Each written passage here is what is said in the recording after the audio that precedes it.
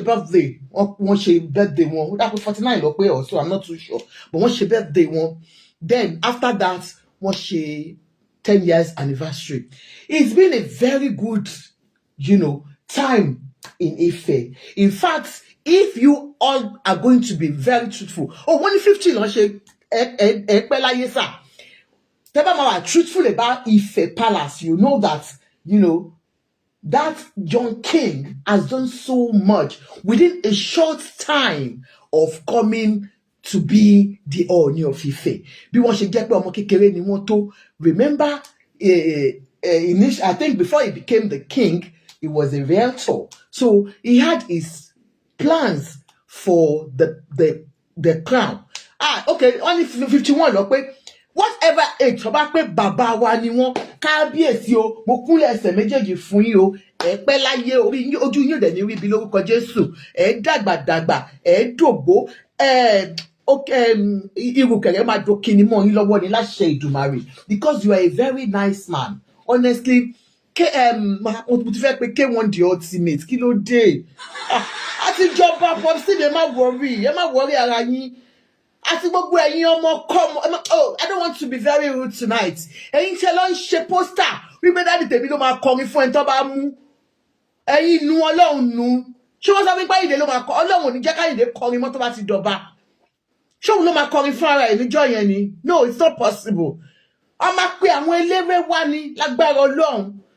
Yes. Gbogbo àwọn Pasuma gbogbo wọn ló máa wá jókòó wọn máa ṣe nǹkan tó yẹ kán ṣe ń jọ yẹn so Àyìndé ẹ̀yin kọ́ ni mo fẹ́ sọ láàrin ṣó ti ẹ̀yin thank you daddy mi a máa jẹ oyè yẹn.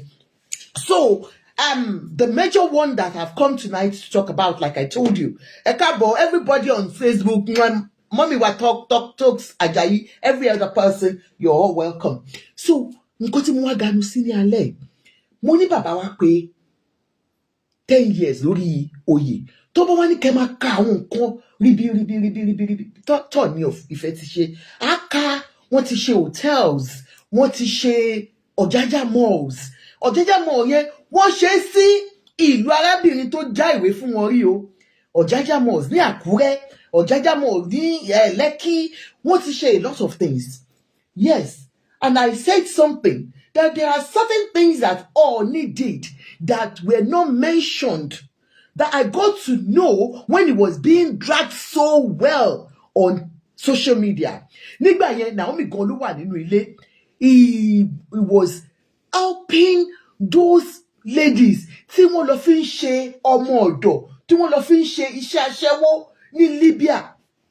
Kábíyèsí máa ń gbé plane sílẹ̀ wọ́n máa ń lọ kó wọn wá ó ti yé yín. So and a lot of people tí bàbá yẹn ti ra kini fún wọn máa ń ra bike fún wọn tó máa fi ṣe transportation within that community Ife community. He has done so well. He even did Ọ̀jájá mall for his 10th year anniversary. Let's give him a clap. So many things that they don't even. I have said it one day. I told one of those that are close to him, I said, why is he not? Where are his publicists? They are not doing enough, and that's the truth. It is only the negative ones that we see out here. Ooni feeling, Ooni gbegba, Ooni dobo, Ooni doku, Ooni gbegba, Ooni gbese. Ìyẹn ni kọ́lé mama gbọ́. But the good ones that he has been doing is going unnoticed. Do you understand? And so we should please let's celebrate him. At least àwọn ọba kan wà, àwọn ọba Yorùbá kan wà. Rí nǹkan ṣe kan ṣe báyìí tó ń ṣe. Bọ́ọ̀ni ṣe attend party, tẹ̀sán pé attend party. He is still doing things that we can see. Like I said, olóṣìkọ́ ló fi ń jọba, olówó ọlọ́rọ̀ ló fi ń jọba. Adébíyìnpé, thank you so much, ma. God bless you, ma. Olówó ọlọ́rọ̀ ló fi ń jọba. So, ẹni tó mọ̀yàn ló fi ń jọba. That is why you will see that when K1 the ultimate becomes the Awujale, he will change Ijebu for better. And so, this particular king has done so well. And I will say, thank you, king. Before I talk about those things that people are saying. Tonight, we saw this trending posts everywhere. If you have seen the post, please say, yeah, Ajoke. There is this trending post of Olori Naomi that is all over social media today. Adibanke, I love you, ma'am. It's everywhere. And what is the post about? I will read it out again. Everywhere today. If I go to this page, it is about Olori Naomi. I go to another page, it is all about Olori Naomi. Remember how many days ago, few days ago, I came out to talk about my observation and people's observations and the things I've been reading on blogs about the conduct of his wives, especially the two Oloris that came from somewhere. You understand? Those ones. Oh, they said she sent it to bloggers. Okay, let's wait. I will know now. Especially Olori Ashley and Olori Tope, that we have, we talked about their conduct during the celebrations, the birthday and the 10 years anniversary. We spoke about it. Hey, look, kí ló ń ṣẹlẹ̀, kí ló tí wọ́n behave ara wọn kàn ṣe àwọn èèyàn pé wọ́n ní olórí wọn mo ló ga àwọn ọmọ méjèèjì yẹn kí ló tẹ̀ pé wọ́n ní olórí wọn. So a lot of comments everywhere, and so I spoke about it, and then I pointed something out just like every other person. You understand? I saw a video of Ooni of Ife still speaking about Olori Naomi. And this will not be the first time. And like I said, Mosomuni Popsi, Kábíyèsí, Adé apẹ́ lórí bàtà apẹ́ lẹ́sẹ̀. Kí ló dé tó yẹ pé ẹ ń pe Olori Naomi? Everywhere tí ẹ bá ti ń ṣe nǹkan, ẹ máa ní ẹ̀yin náà lẹ di èèyàn báyìí, olórí kan ti fi í sílẹ̀, ó kò gbẹ́rù, ó lọ ni. Remember, like I said, Kábíyèsí came into the palace with his legal wife. Olori Buki Bumbata. He came into the palace with his legal wife. So, she left. And then, brought Zainab Wuraola. All of a sudden, she packed her load and left. Do you understand? And so, thirdly, brought our youngest girl. Among all his wives, I think she's still the youngest. Brought Olori Naomi. You understand? He wasn't talking about Zainab. No. He wasn't talking about Zainab. No. He wasn't talking about Zainab. This is not the first time he's always talking about this lady. Now, he now brought this lady and said, okay, Ofe Kodepe, she served the breakfast online. And so, after that, ó ti lọ, Kábíyèsí tí Ọlọ́run ti gbé kọ́kàn lẹ̀kùn méje, wọ́n kàn ní 1, 2, 3, ẹ̀yẹ́ kí n kà 1, Mariam, 2, Tèmítọ́pẹ́, àbí èwo ló tẹ̀lé 2, ẹ̀jẹ̀ bá jẹ́ kí n kà bó ṣe wá, màá ṣàkà bí bá ṣe rí 1, Mariam, 2, kí lórúkọ lady yìí, what's her name? Ronke, 3, Elizabeth, 4, Toby, 5, Ashley, 6, 6 kilo yẹn jẹ náà, Tọ́pẹ́, 7, ọ̀nì Tosin, mi tiẹ̀ wá mọ̀ Tosin, ó ṣe gbọ́ lẹ́nu Kábíyèsí. So, he knocked at 7 good doors. Of course, we all witnessed 6 doors. That he did the wedding every Eke Market Day. Every Eke Market Day, Kábíyèsí will introduce one wife, they will pour again into her leg, and then they will bring her inside. And that was it. Àmọ́ Babanke, òyìnbó wá later ni òyìnbó náà wà. Òyìnbó, alóyìnbó.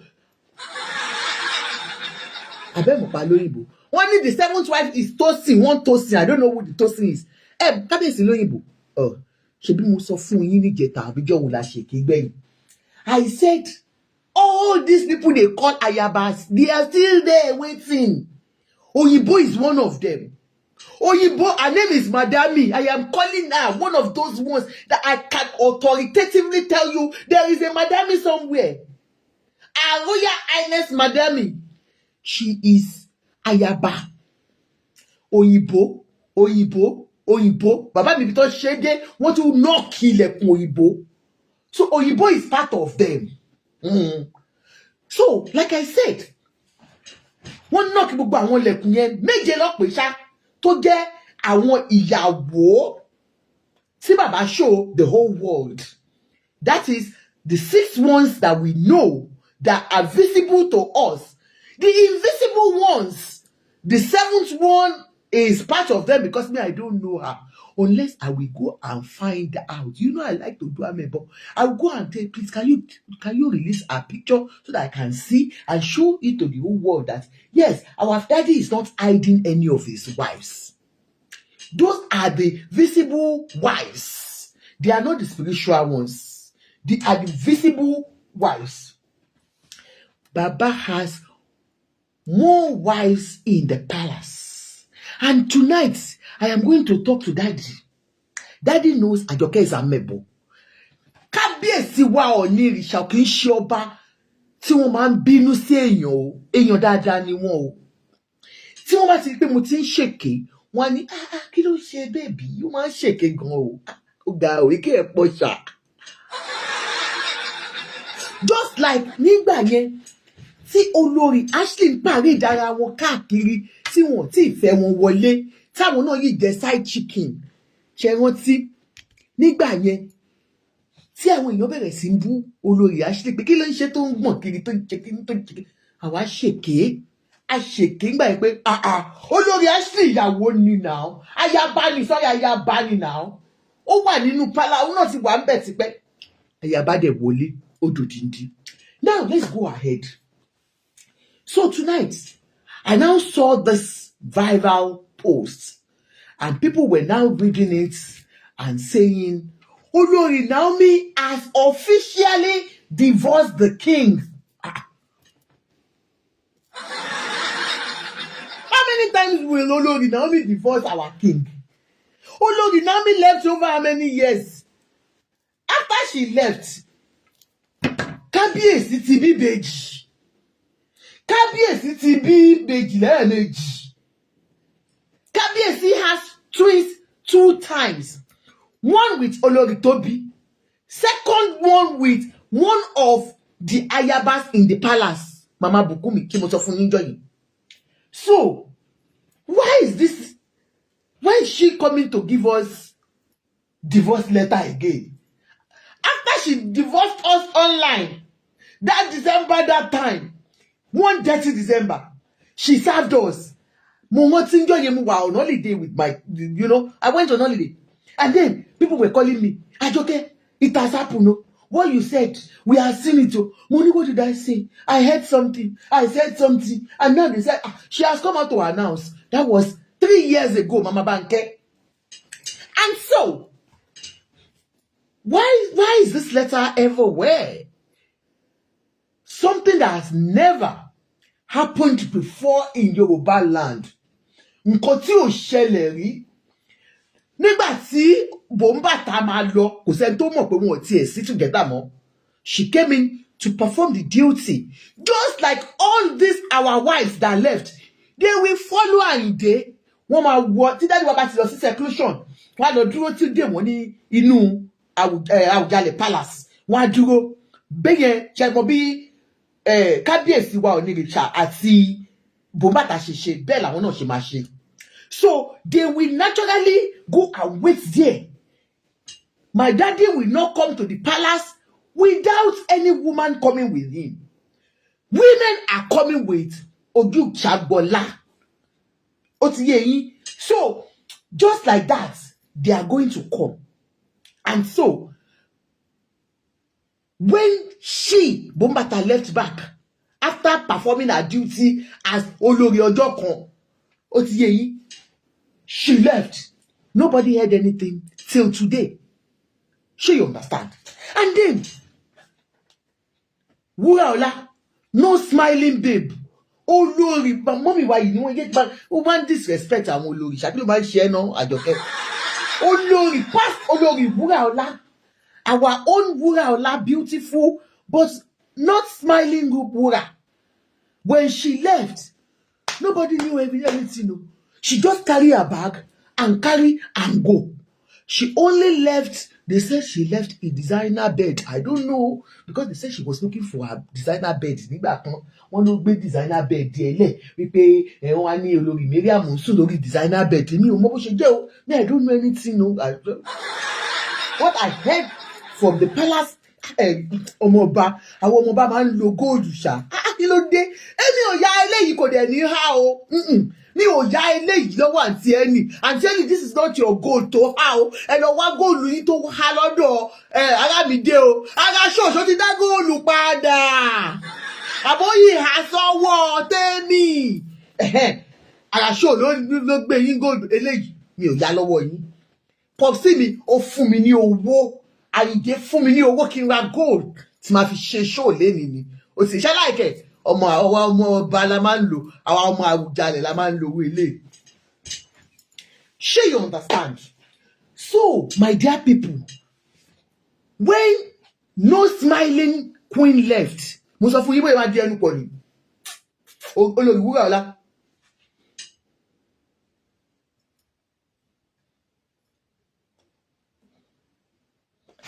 ẹ máa wò pé kí ló dé Adéwìnbé máa wò pé kí ló máa ń ṣe léyìí tí òkè rẹ́rìn. Me I didn't even know that she wasn't happy in the marriage. You understand? So she carry her bag and then she left. She didn't tell the whole world anything except that rumor and allegedly that the bed she left, Kábíyèsí gave the bed to Mariam. So I don't know if it is true or not, so, but alleged knew. So my dear people, she didn't tell anybody where she is. Royalty prince. We did. Hey, Baba, power tap now. Engage this. Enjoy. Are you not having nice Friday? What's wrong with you? If you are enjoying this Friday, please engage this life like no man business. When I say engage, it's not only power tapping. Buy gifts. Now, she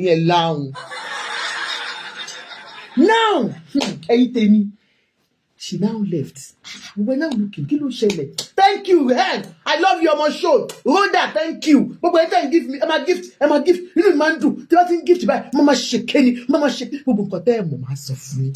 Don't share the new palace. My suffering. Gift. My shake. Baba like it. Kí dáàdì tèmi tó di ọba ọmọọba ò gbọ́dọ̀ máa ṣe kéto tó bá mọ ọmọọba tó máa pariwo olórí ọmọọba Ìjẹ̀bú èdè ìbí dùn kò ní dáa. So kí dáàdì mi tó gun orí oyè máa ṣe bastard èké ń gbà ó yìí di January ká tó gun orí oyè so ẹgẹ́ máa ṣe ké lọ. Now she now left. We didn't see anything. She did not tell anybody anything. That has always been like nobody knew what happened in the palace. And then they brought the youngest among all. And then when they brought her, we were happy. Virgin. And tí ò dókórí. Virgin. Wọ́n dẹ̀ gbédé. Wọ́n bá ní Kábíyèsí ní àwọn ti gbé olórí gidi dé o. Olórí alálùbáríkà. Ọmọdé tí ò dókórí. Ọmọ evangelist. Pastoress. Gbogbo ń sọ pé pastor. Olóhùn máa ṣe wọn. Pastoress in the palace. Inú wa dùn. Lágbàlú là ń jó. Pastoress. Àti mú gbogbo wa wọlé Jésù. Prophetess. A kó wa lọlé ilé Jésù là ń lọ. Dúró olórí Naomi o. Inú wa bá dùn. Wọ́n bá gbé olórí wọlé. Làwọn ayé ò bá jẹ́ kó lórí gbádùn. La bá bẹ̀rẹ̀ sí í ṣọ́ ikùn olórí. O ò tí ì lóyún. O ò máa lóyún. Owúrọ̀ ò máa lóyún. Tẹ́lẹ̀ yóò máa lóyún. Tọ̀hún ò máa lóyún. Olórí Naomi ò dá wa lóhùn. Ó lè máa ṣèké lọ wọ́n ti fi ṣe yín. Ṣá Olúbùnmi, thank you Sade. Thank you for the stars. Let me give you a clap. You are a good person. On Facebook, they are not nice, but you are the only good person on Facebook. Anyway, bó ṣàṣe di pé Who is our prophet this again? It's not this again. Ẹ má worry pé sí Daniel bá ṣe rí nìyẹn. Ó sú mi ni, mo fẹ́ ṣàlàyé fáwọn èèyàn ni. Kó dá now. Anyway, ẹ̀yin tèmi. Bí olórí Naomi ṣá, bọ́lọ̀ ṣe dá lóhùn nìyẹn. Ó bá fún wa ní Tádé ni ká wò. Ó bẹ̀ ní ayé. Ó tẹ bá tiẹ̀ ń bínú sóhun. Tádé ni kẹ́ wò. Ó ní tẹ bá tiẹ̀ ń ṣèké kábíyèsí kò lè ṣe. Tádé ni kẹ́ wò. Kábíyèsí ló sọ bẹ́ẹ̀ o. Kábíyèsí ní àwọn orúkọ kàǹtìkàǹtì. Ẹ lọ bèrè lọ́wọ́ gbogbo àwọn ayaba tó yìí wá ń tà. Gbogbo wọn ló ti fún lórúkọ tán. Kábíyèsí máa ń fún wọn lórúkọ ni o. Ṣé ẹ rò pé orúkọ àbísọ ni Ṣílẹ̀kùn Ọlá ni? Irọ́ Ṣílẹ̀kùn Ọlá ò gbé orúkọ wá o. Kábíyèsí ló fún lórúkọ. Naomi ló gbé wá láti ilé bàbá ẹ̀. Kábíyèsí ló fún lórúkọ. Wọ́n ní Wúrà Ọlá gan. Kábíyèsí ló fún lórúkọ. Gbogbo àwọn olórí. Madami nìkan ni fẹ́ pè. Madami, what is the name Kábíyèsí I give you? Máa pe Madami later. Màá bí. Royalty priest Ọlọ́run ò ní jẹ́. So, ṣé ti yé yín? Wọ́n máa ń fún gbogbo wọn lórúkọ ni. Orúkọ tó sweet. Orúkọ tó bá ti délé ní báyìí. Kábíyèsí fún ẹ ní sweet name. Àwọn orúkọ tó máa wúyàn lórí. Orúkọ Yorùbá gidi tó milẹ̀. Patsy Daniel. This letter going round. Before this letter came out, that year, we saw vividly that there was definitely many people in the marriage of Ooni of Ife. Not only, I can remember doing, what's this lady? Hey, Kilo Kobo. The queen that by in London, Kilo Kobo, Ìyàwó Charles. What's her name? Ìyàwó Charles, Mama King, Kilo King to be.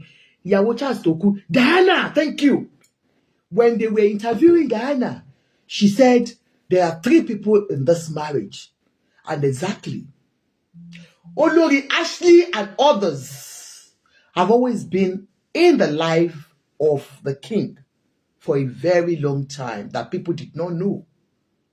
She was not the only wife. She was just the ceremonial wife. Please, there were many, okay? But I'll tell you something. That, please, the person you are talking about was there, okay? But she wasn't the cause of that breakup. No. I am telling you what I got to know through the palace. Now, these people were there. In fact, some of them were there before Naomi came in. That person you're talking about, please, was there before Naomi came.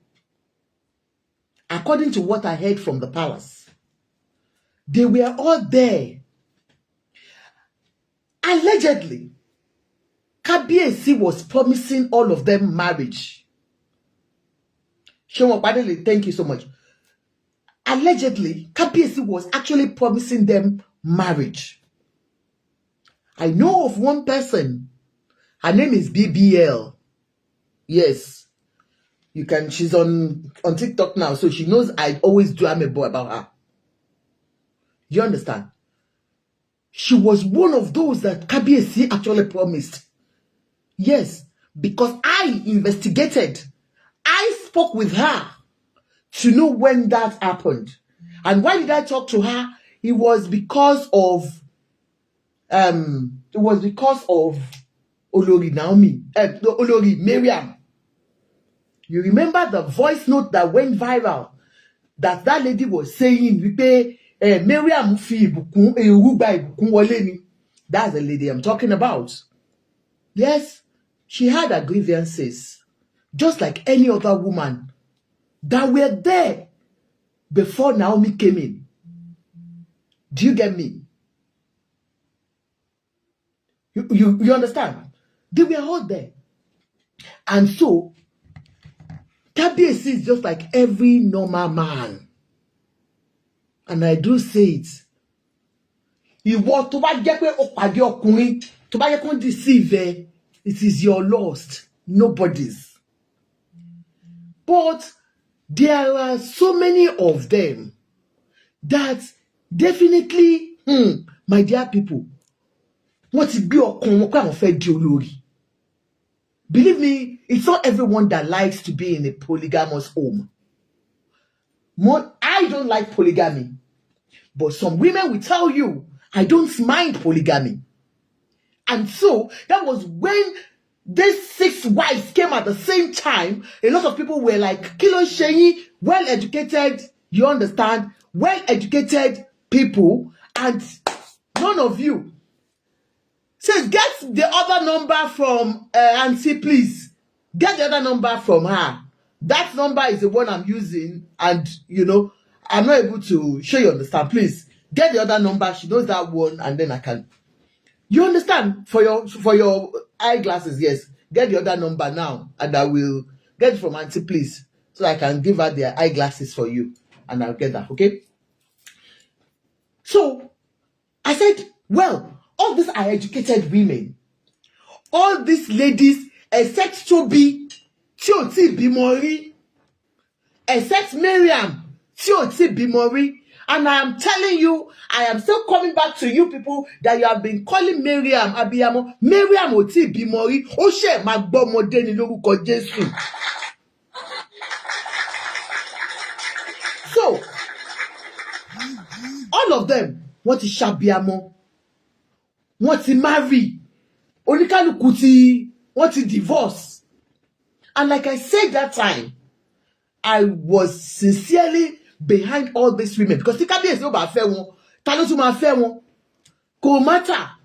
Èèyàn ṣàbíamọ rí, ayé àtijọ́ ló máa ní ọba ò kì í jàjẹkù, ọba máa fẹ́ virgin. This time around, ọba has helped a lot of, àwọn tó ti bímọ rí, tó ti kú òlé ọkọ kan. Èèyàn kan ṣáà ló máa gbé wọn sílé. So for them to still find love, bravo to them. And it is their choice. When you want to become a queen, and you know what that means. Even àwọn kábíyèsí tó fẹ́ ìyàwó kọ̀ọ̀kan wọ ààfin, àfi ọlá Ọlọ́run, àfi pé bóyá destiny ní kó bá fẹ́ ẹlòmíì.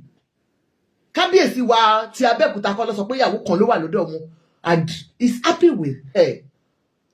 Some men are naturally polygamous in nature. Alake has only one wife.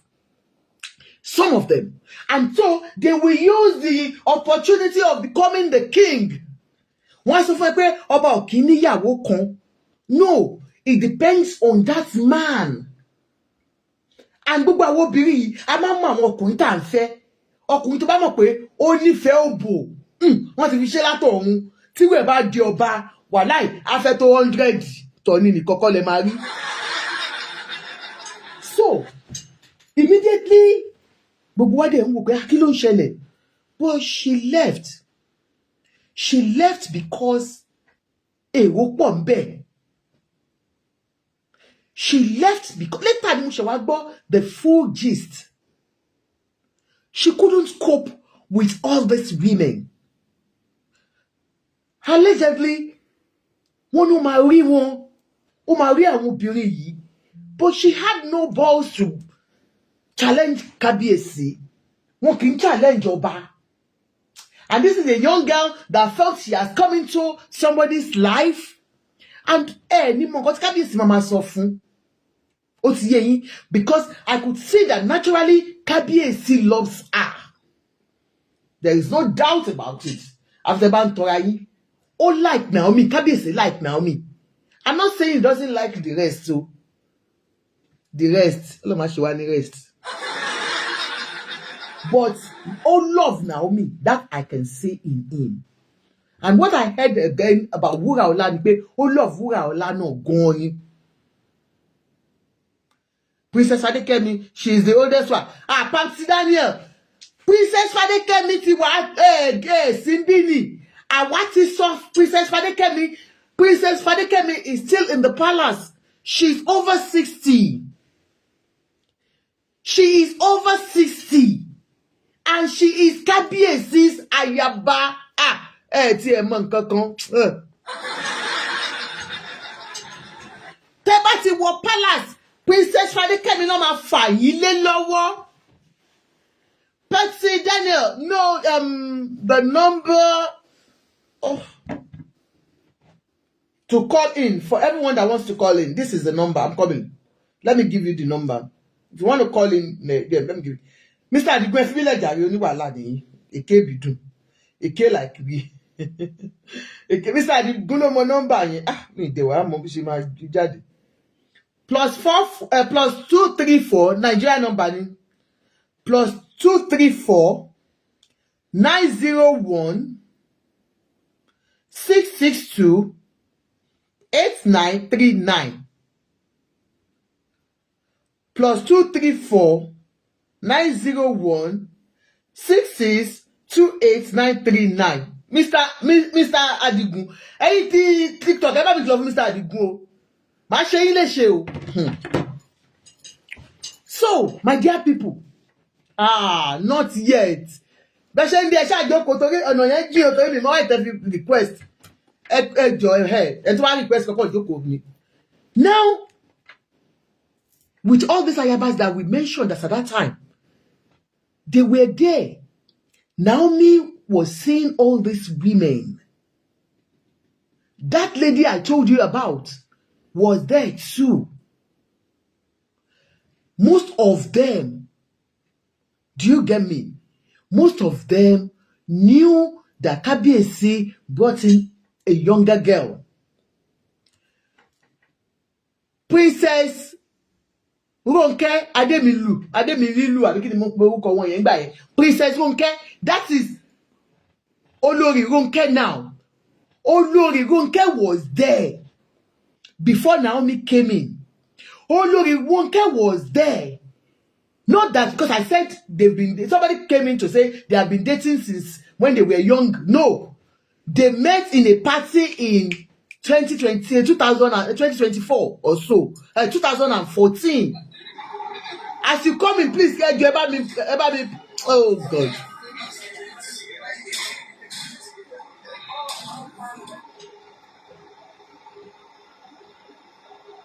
If you are coming in, please, can you mute?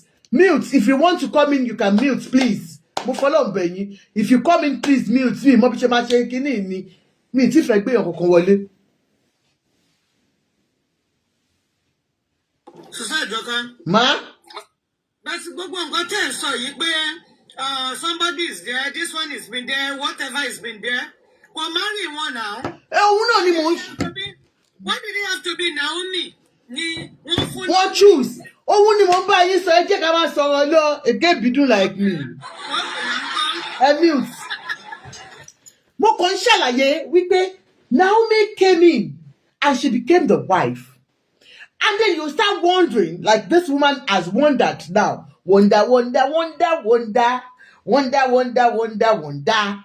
Why did you understand? Why did Kábíyèsí decide to marry Naomi when he had fleet of women around him? His choice, we don't know. Do you understand? And so, they were all there. And she got tired. She was, allegedly, they said, Kábíyèsí was not going to with me. The months, allegedly. As you come in, please, can you mute, please? Allegedly. We kò ní rókódó for because wọ́n pọ̀ nínú palace tí wọ́n wọlé ṣe tí mo tó ń jáde àwọn tó ti ń be friend for a long time. Please, I beg you as we do this. You know, on this platform, I respect people's opinion. And when you talk about certain people, especially when that person is on Facebook or, you know, when I was talking about that, my lovely sister that I mentioned her name, is because she's somebody that speaks with me. BBL is like a sister to me. Sure, you understand? So that's why I mentioned her as one of the Ayaba. Sure, you understand? Please do not mention anybody's name. that I don't have affiliation with. Mo follow on Babe, please respect my platform. But according to what we heard, it can't be done. Is that King was telling her these women were just his business partners. These women, he had nothing to do with them, but they were coming into the palace and she had no balls to even confront him. Peradventure, if Kabiyesi had called her, wait, look, you are not going to be the only wife. Anik, you got it. Do you understand? You got it. Thank you so much, Adiski. Kani Kabiyesi pe Joko, cause of look, ìyàwó mi ni wọ́n mo fẹ́ fẹ́ wọn ni. But she saw how Ashley was doing everywhere. In fact, allegedly, they said Ashley was, I don't know, that some bloggers were coming out for Ashley to be known. In fact, I was accused of it. If you can remember, and follow me on Facebook. Wọ́n ní Ashley sanwó fún mi ni. I didn't know Ashley. God sees my heart. I just love her that time because she felt like you cannot keep me and be deceiving the whole world, be deceiving your wife that you have at home.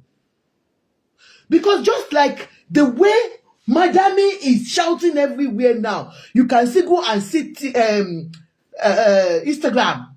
She's granting interview to let people know that she's Ooni's wife. Meanwhile, Ooni has not told the whole world that she's a wife. Oh, do you understand? But that time, exactly what she did, she came out, she was bold enough that look, lè má fi mí pa mọ́mọ́. And then Naomi now felt like, Baba yóò sòótọ́ fún mi. Ashley ló sọ fún gbogbo èèyàn kiri pé ìyàwó lòun, mo bá òun bí ni. Do you understand? Mo bá òun bí ni, èmi kẹ̀rí ló ń gbé kiri. And life was even in danger, allegedly. Do you understand? So she felt like, no, this is enough. Ẹ̀mí mi ò gbé. Ìyá 60 plus wà ńbẹ̀. Ìyá 40 plus wà ńbẹ̀. Ìyá 40 plus oríṣiríṣi àwọn ọ̀pọ̀ ńbẹ̀. And Kabiyesi was promising everybody, allegedly, marriage. Like I said, that person's name I mentioned. We posted, I blocked her. I blocked BBL, if you remember. Because I saw her with the king in the aircraft. Private jets, Tongbe Kakiri. She was with him. So she was apparently living in the palace just like every one of them. They all had their challenges. So BBL was there as a wife to be. In fact, that was when we got that voice note. Ṣé bá rántí voice note tí we wá treat yẹn? Ṣé rántí gbà yẹn?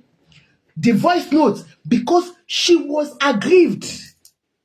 Like, how dare a man tell me that I am going to be his wife after Naomi left? In fact, àwọn ẹbí ẹni tí mò ń sọ yìí ti pè mí rí. Àwọn tèmi ni wọ́n ní àwọn tí ní kí girl yẹn kúrò ní palace for a very long time. She did not listen. She loved Kabiyesi genuinely. She's a lawyer. She actually loved him.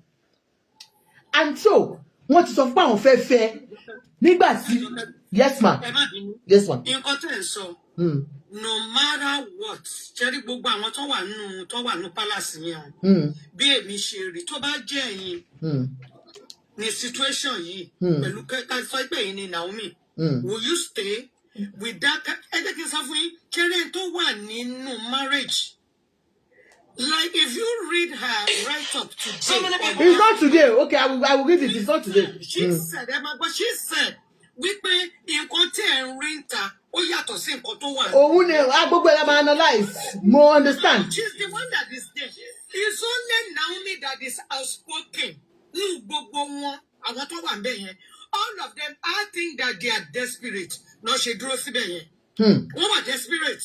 Then number 2. Ṣé rí àwọn attraction kan wà àwọn Òdùwà kan, àwọn ìyálájé kan, àwọn prophetess kan, àwọn ẹlòmíì kan. Àwọn dàkú olórí prophetess sorry olórí ṣé olórí prophetess orí ọmọ ẹbí kí ló ń jẹ kí lẹ pè wọ́n. Ṣé olórí prophetess lẹ pè wọ́n àbí kí lẹ pè wọ́n náà. Níbi olórí prophetess ọmọ ní prophetess no not olórí Naomi ẹni olórí prophetess ìyá mi. Ní wíìkì tó kọjá tí wọ́n bá kábíyèsí jó that's a mess. Tí n bá wà bẹ́ẹ̀ tó jẹ́ ọkọ mi I will not feel good. Ẹ wo gbogbo àwọn ìyàwó yẹn wọ́n kàn jókòó. Ta ló jẹ́ olúborí sáwọn olórí ní olúborí is a prophet olórí ni wọ́n ní èèyàn kan ló kọ́ bẹ́ẹ̀ o. Àwọn gbogbo kí ni wọ́n ń fly gbogbo fídíò yẹn káàkiri. Ṣé fídíò tó yẹ kọ́ wọ́n yìí gbogbo ẹni mò ń rí wọ́n ní wọ́n tún yún dì í ṣé wọ́n yún dì í lóòótọ́ ni.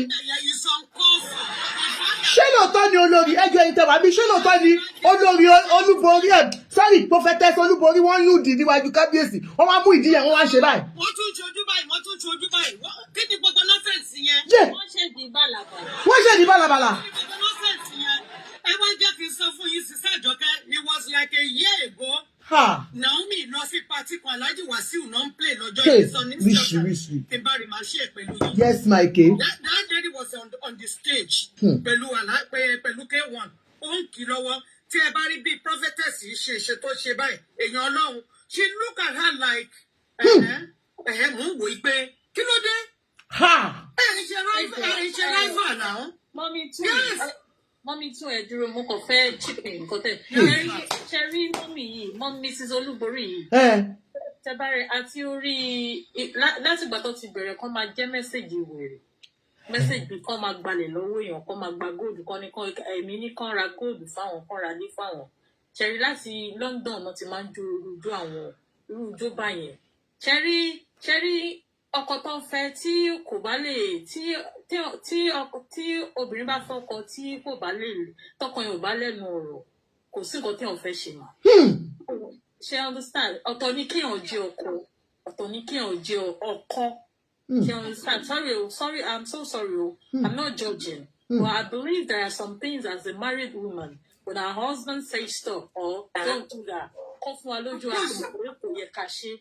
Even as a woman tí ọkọ wa gùn bá kí n sọ̀rọ̀ pé mama jorujo báyìí as a married woman there are some certain things we're not allowed to do outside regardless tó o bá jẹ́ pé àwa là ń kówó sórí tébù fòkò wa. Thank you so much. The attitude of that day is zero. Both of them is zero. If I have a ìbàjẹ́ ìyàwó máa yẹn, ìdílé tolerate irú nǹkan bẹ́ẹ̀ yẹn. Wọ́n ṣèdí bàlàbàlà, wọ́n ṣèdí bólobòlò. Àwọn méjèèjì náà jọ ń ṣe o. Àwọn méjèèjì náà jọ ń ṣe. Tani. Yàlájé. Yeah. They spread the video now. Kí ló dé tẹ́ ìjẹ́ video? Wọ́n kọ̀ tí ojú síra wọn. No, ní rí tí Olúborí sincerely I saw Olúborí's own táwọn èèyàn tó kọ̀ tí mo rí kiri nígbà tí wọ́n mú kábíyèsí tó ń tap kábíyèsí and sincerely kábíyèsí wa Ooni Richard tẹ́ bá gbọ́ tí gbogbo àwọn èèyàn ń sọ̀rọ̀ yín ní alẹ́ yìí ire lọ́pọ̀ yìí sí o àpè yìí síbi. Kábíyèsí tó ń rí àti pàápàá. Kábíyèsí gan react. Ṣé kìíní ẹjọ jẹ́ sáré chipping ẹjọ. Ẹ kọ́ sọ̀rọ̀ tán. You want to get money and ṣe màmá yẹn tẹ́ bá lọ wò ẹ́ rí pé wọ́n ò lè react dáadáa pé kí ló ṣe yín náà inú kámẹ́rà lẹ́wà inú kíní lẹ́wà. He was trying to caution them that like wow. He trying to caution them bí mo pé ẹ wà á dá fún yín dẹ̀rẹ̀ ẹ worú nǹkan bẹ́ẹ̀ yẹn kẹ wá wò yí pé kírú Naomi kó wà bẹ́ẹ̀ ṣe rí gbogbo ìyàwó tí Ooni fẹ́. Naomi is the best.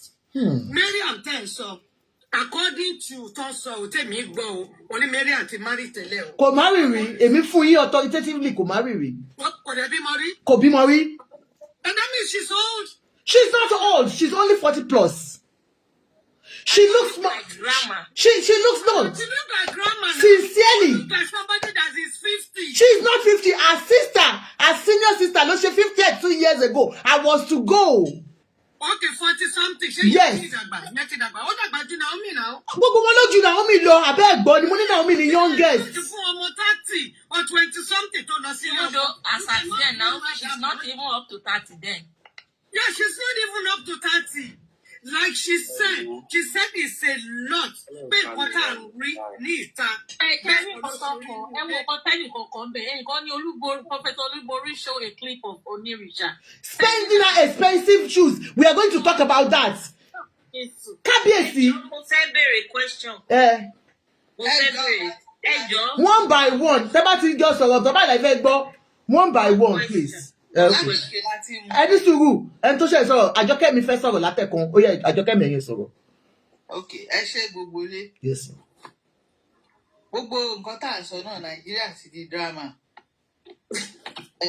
Ìrírí ayé ọgbọ́n dẹ̀ ló fi ń kọ́ wa. Gbogbo tó bá dẹ̀ tọ́ka sí wa nínú ìgbésí ìrìn àjò ilé ayé tiwa náà. Táwa náà mọ̀ bá ṣe máa rìn tá ṣe máa ṣe ìdíwọ̀n ẹ̀. Ṣẹ́rí ìyá kan ti ń sọ tẹ́lẹ̀tẹ́lẹ̀ pé àwọn ìyá agbá tí Onírìṣà gbé sínú ilé wọ́n gbé sórí Naomi nígbà àti ìmọ̀ nǹkan kan mi ìfẹ́ máa dárúkọ ni. Màmá yẹn máa sọ pé àwọn ìyá agbá wọ́n pọ̀ rẹpẹtẹ àwọn ìyá kìnnìkan àwọn ìyá kìnnìkan. Ok, sísí mi mo fẹ́ sọ nǹkan kan nísìn. Ṣẹ́rí experience ẹni tó wá láti ilé olórogún bó ṣe máa sọ̀rọ̀ láwùjọ ó máa yàtọ̀ sí ẹni tó wá láti ilé dádì àmọ́ mi tó ti yé yín. Tẹ́ bá mú àwọn méjèèjì tẹ́ bá béèrè question lọ́wọ́ wọn bóyá ń pa ìrírí ayé àbí ń pa ilé àbí ń pa bàbá àti màmá àtàwọn ọmọ àbí ń pa kínní ẹ máa rí i pé oníkálukú ṣe máa sọ̀rọ̀ ìrírí ẹ̀ tó ti rí nílé ayé ẹ̀ ló máa fi sọ. Tó ti yé yín ọmọ tó dẹ̀bi ń lé daddy and mommy and children ó máa yàtọ̀ sílé ìyàwó 8 ìyàwó 10 ìyàwó 12. Ṣé rí ẹni tó wà lẹ́yìn yìí I'm very sure ilé bàbá àti ìyá àtọmọ ló ti wá kì í ṣe létí jẹ́ pé ìyàwó 8 ìyàwó 9 ìyàwó kínní ọmọ kékeré dẹ̀ ni a lè ti ń gbọ́ tipẹ́ pé bàbá ní talent oríṣiríṣi tán kó wọn sí kán tó kó wọn síta lẹ́ẹ̀kan náà sánmọ̀ 7 wọ́n tó gbogbo sánmọ̀ 7 wọn síta. Wọ́n tó kanlẹ̀kùn 7. Ilẹ̀kùn thank you God bless you. Wọ́n tó kanlẹ̀kùn 7 àti gbọ́ pọ́tẹ́nì yìí ọmọ kékeré ni. Wọ́n ní in 6 months gan bàbá yẹn lè má rí. Ṣé rí ẹni tó wá láti ilé dádì àmọ́ mi ṣó ti yé yín kò ní fẹ́ ní pé kóun máa encounter irú nǹkan bẹ́ẹ̀ ni pé kóun kúkú máa lọ́tò kóun máa para òun tó ti yé yín. Èmi tí mò ń sọ̀rọ̀ ilé dádì àmọ́ mi ni mo ti wá.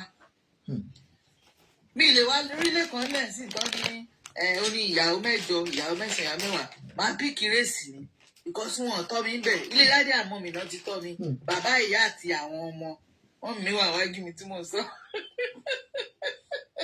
Ilé bàbá ìyá àti ọmọ náà ti tọ́ mi ṣé ọmọ tó bá tọ́ lé bàbá ìyá àti ọmọ ìwé ẹ̀ máa yàtọ̀ ó ní wà Naomi tí kò ṣe lè stand ẹ̀.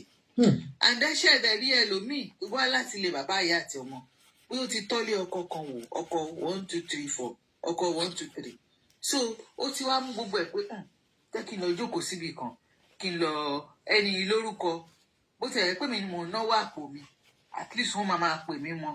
Èmi nínú wọn kò kó má bímọ wọn èmi ò fẹ́ bímọ. Thank you. So experience ní kálukú èmi ò lè advice Naomi kò jókòó síbẹ̀ o.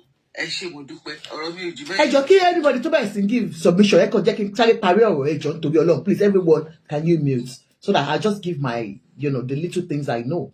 So when Ooni had his party on his birthday and I think this is where this letter resurfaced again.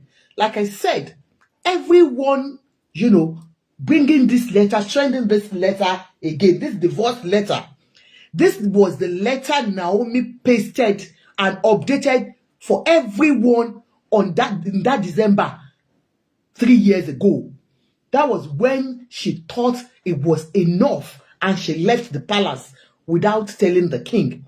The king called her back and said she should stay.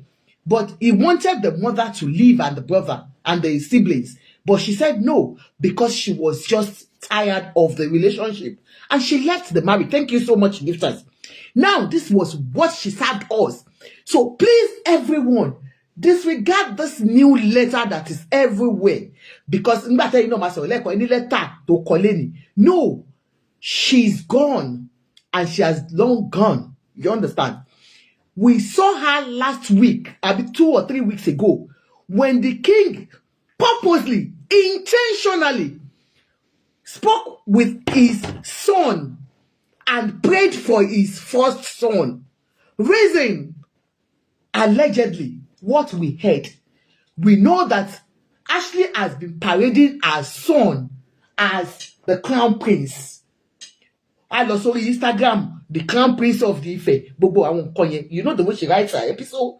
And so they said the king has been like, you're calling, I had a child before yours. I had a son before yours. Sure, you understand. And so the king now did it. That prayer was intentional. The king was intentional about that, to let the whole world know that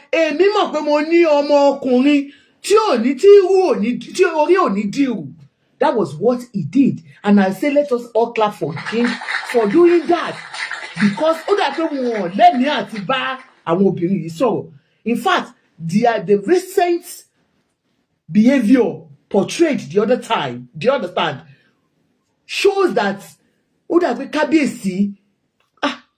jẹ́ kí èèyàn sọ pé ẹnu ọba ò káwọn ìyàwó ẹ̀ bọ̀bọ́ ṣe ń wò ó nìyẹn bí ìgbà tó jẹ́ pé ẹnu yín ò ká wọn.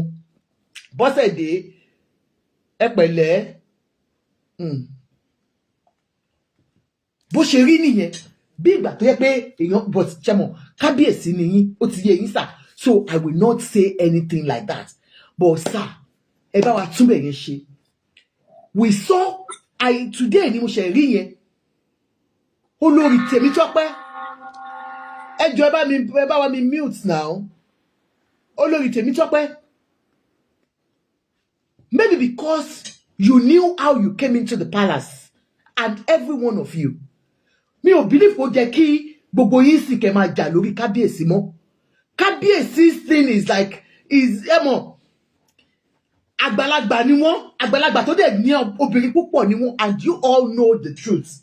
And he's not hiding it from you people, because you see all this ayaba still coming around.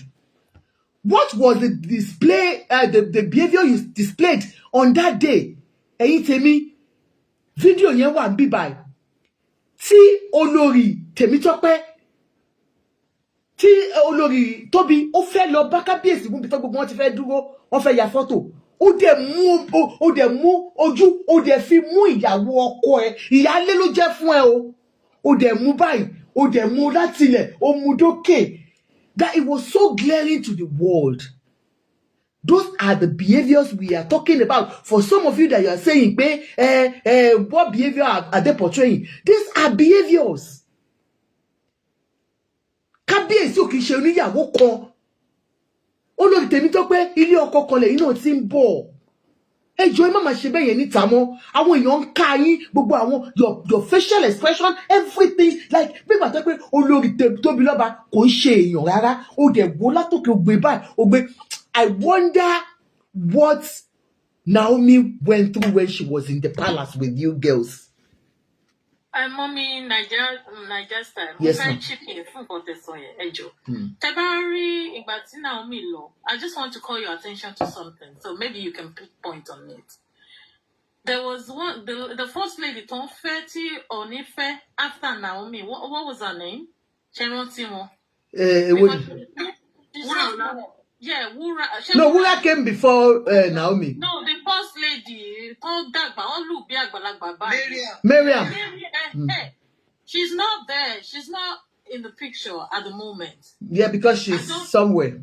I don't know what happened. However, she's pregnant. We have said it. I don't want to say that. I didn't know how true that was. Anyway, she's pregnant. She's coming out with a baby. My point was, Miriam Stan. If you look at her, she's a very quiet person, and she's born to be a leader, regardless. But now that Miriam is not in the picture, the lady that you just mentioned now, she wants to take over, which is not possible. If you don't have the character or attribute for something, you can't fit in that shoe. Thank you very much. Sincerely, we know, I said it that day, mo ní láti gbà tí Mariam ẹjọ́ ẹ má bínú ẹyẹ because ayé parí ẹ̀ I will just round up and then everybody will have a say, please ẹjọ́. I know that since Mariam left the palace for good, for now, to go and bring our good news, gbogbo yín ti ń ṣe bákan. And sincerely, Olori Mariam, wherever you are, please don't let them put you into this trash that they are doing. Yeah, I know they are calling you, okay? Saying certain things to you. Mariam, please, you are a calm lady. You're very, very educated. And you are from a good home. Yeah? I know all of you. I know your siblings. Please, don't get involved at all with what is going on in the palace at the moment until the king can do the right thing. Okay? Among his wives and his ayabas, he should know how to handle everyone. When Mariam was to come in, did Mariam know that they were coming all these wives were coming? No. She thought she was the only one coming. I am just telling you guys. She thought she was the only one. That night, níjọ́ tó bá ṣe wedding, we all cool 2 days. Ni voice note BBL jáde. That voice note was the one that I was like, where is this coming from? Who is she? So, my dear people, that's the truth. So, Mariam, please, don't let them get you involved in any of this that's going on in the palace. Tope has no right to look at that Toby. If you look at Toby now, she be depressed, and that's the truth. Because almost man dress that I might see anybody. That's that Toby. Yeah. She's under dementia somehow. Because she's not happy. Let me just conclude her job. So you will see that she doesn't look happy at the moment. Iya Beji. Kábíyèsí Toby is not looking happy because of these two ladies. Especially you, Tope. Please, she's a wife like you. She deserves to be respected. Oh, ní right láti fojú burúkú gbé látòkè sílẹ̀. Gbogbo wa là ń ṣọ́ yín, à ń rí wà yín, à ń rí gbogbo yín. Ìwà every one of you, gbogbo yín la mọ̀. Do you understand? So please, let's leave that one now. Now, this particular one that came out, and then before I talk about this, all the actions tí everybody share, everyone will have a say on this platform today, especially on that party. Mommy wa Olubori, Ejo, you are a spiritual leader. If truly you are a spiritual leader, spiritual indeed. Any sùgbọ́n ẹjọ́, mi ò expect yín kẹ́ máa wá fi bàtà tí kábíyèsí rà fún yín kẹ́ máa wá fi hàn lórí Facebook. Next time you do it again, I'm going to cut. Who does this? That kábíyèsí kí ni nǹkan tó Olúborí ṣe fún yín tẹ́ máa ra bàtà shoe and bag fún wọn àti pátá? I mean, ẹjọ́ nítorí Ọlọ́run kábíyèsí. Ní right láti máa gbẹnu sí ọ̀rọ̀ yín. But ẹ bá ti ẹ̀ ṣe nǹkan bẹ́ẹ̀ yẹn fún wọn, Olúborí, why are you coming out to showcase all those things? Ṣé àwọn ìyàwó ilé wọn gan, ṣé wọ́n ra rú ẹ̀? Ṣé kábíyèsí ra designer fún wọn tẹ́ gbé wá sórí Facebook? Tẹ́gbẹ́ ẹ fi ń ṣe pepper dem gang ni, I will drop you because I don't know. Please, I will drop you. If you come up and you don't mute, I will drop you. Me, mo bóyá ṣe pepper dem gang fún wọn ni. Don't do pepper dem gang. Why did you have to showcase the pants and bras online? Sorry, wọ́n ní kò ṣe pátá àti bra, wọ́n ní shoe and bag. Sure you understand? Kodama, ẹjọ́ mi wá. You are a spiritual mother. As a spiritual mother, keep being a mother. Ẹjọ́. Now, àwọn ìyàwó yín àti apportion blame kó gbogbo wọn wọlé ní kí mọ́mì wa Fadékẹ́mi tí wọ́n yìí jẹ́ ìyáálé àgbà 60+ ní kó bá wa kọ́ gbogbo wọn bó ṣe ń hùwà láti ayébáyé làwọn bàbá wa wọ́n máa ń jogún ìyàwó. Bí mọ́mì wa Fadékẹ́mi ṣe jẹ́ 60+ yẹn, àwọn ló yẹ kó máa kọ́ gbogbo wọn, kó máa kọ́ wọn ní gbogbo ìwà tá à ń wù. Then gbogbo àwọn side chicken wọ́n á sọ àyè side chicken fún ibi tó lè dé ibi tí ò lè dé ní ààfin. Dádì wa ẹ bá wa ṣètò yẹn. Mo sure báwọn èèyàn máa bá yín sọ a lot of things. Olórí Ṣadé, bóyá kábíyèsí ò kì í fún yín lówó ni o. Like I told you, it seems, blessed child, I can't see you. I will bring everybody up. Don't worry. I'll bring you up, please. I just want to finish it. Maybe kábíyèsí, because you seem to want to show love when you are out there. Maybe you are not getting enough. Just what Naomi went through. That's why you are showing. But despite what Naomi went through at that time, she was not doing all this. That shows that you people are not matured enough. Mommy wa ẹjọ́ ẹ bá wa kọ́ wọn. Wọ́n fẹ́ fún èèyàn lówó. Olórí Ṣadé Fọláṣadé. Ibi tó bẹ dé, ó bẹ. Honestly, I know it's your home. People are saying, why would you teach them how to be? Because they are public figures. Are you deaf? Are you okay? People will talk about public figures. Ashley was struggling for money. Is age maturity. She's 60 plus, but doesn't make her have that wisdom. But that's the essence of having àgbàlagbà olórí nínú ilé mà. Do you understand, man? So, you were struggling to get money from your husband, the king.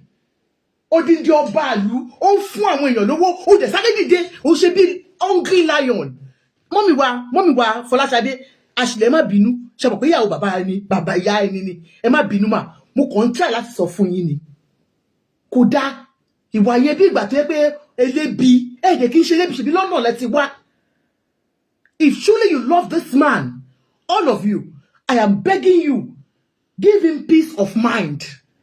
When Naomi was there, she actually gave him the peace of mind that he's looking for at this point. That man has very soft soul. Òun ni gbogbo àwọn mọ̀mísí yẹn, you understand? Àwọn mọ̀mísí, àwọn prayer warriors. Ni wọ́n ṣe ń káàkiri gbogbo inú palace tí wọ́n jẹ́ káwọn ìyàwó wọn kó gbádùn wọn. People were blaming àwọn ìyá àgbàlagbà kí ló ń gbé àwọn 3 sisters before. No, the 3 sisters are not even the issue. It's all this àgbàlagbà tí wọ́n jẹ́ pé ẹ̀ ń ṣe spiritual mother fún wọn. Ẹ̀yin gangan ni ẹjọ́ ẹ ṣe dáadáa. Ẹ jẹ́ kí bàbá yìí ẹnu ẹ̀ tẹ́tẹ́ bá tó bá fi kan ọba yìí lè ní. It's because ẹ̀yin gan tẹ̀sẹ̀ dé tó yẹ kẹ́ fi orí yín pamọ́. Báwo lẹ ṣe máa jà? Ẹ máa jà sí owó ó ṣe bí pé bí elébi. Kábíyèsí ẹ̀ tí fẹ́mi náà lówó lójú gbogbo èèyàn.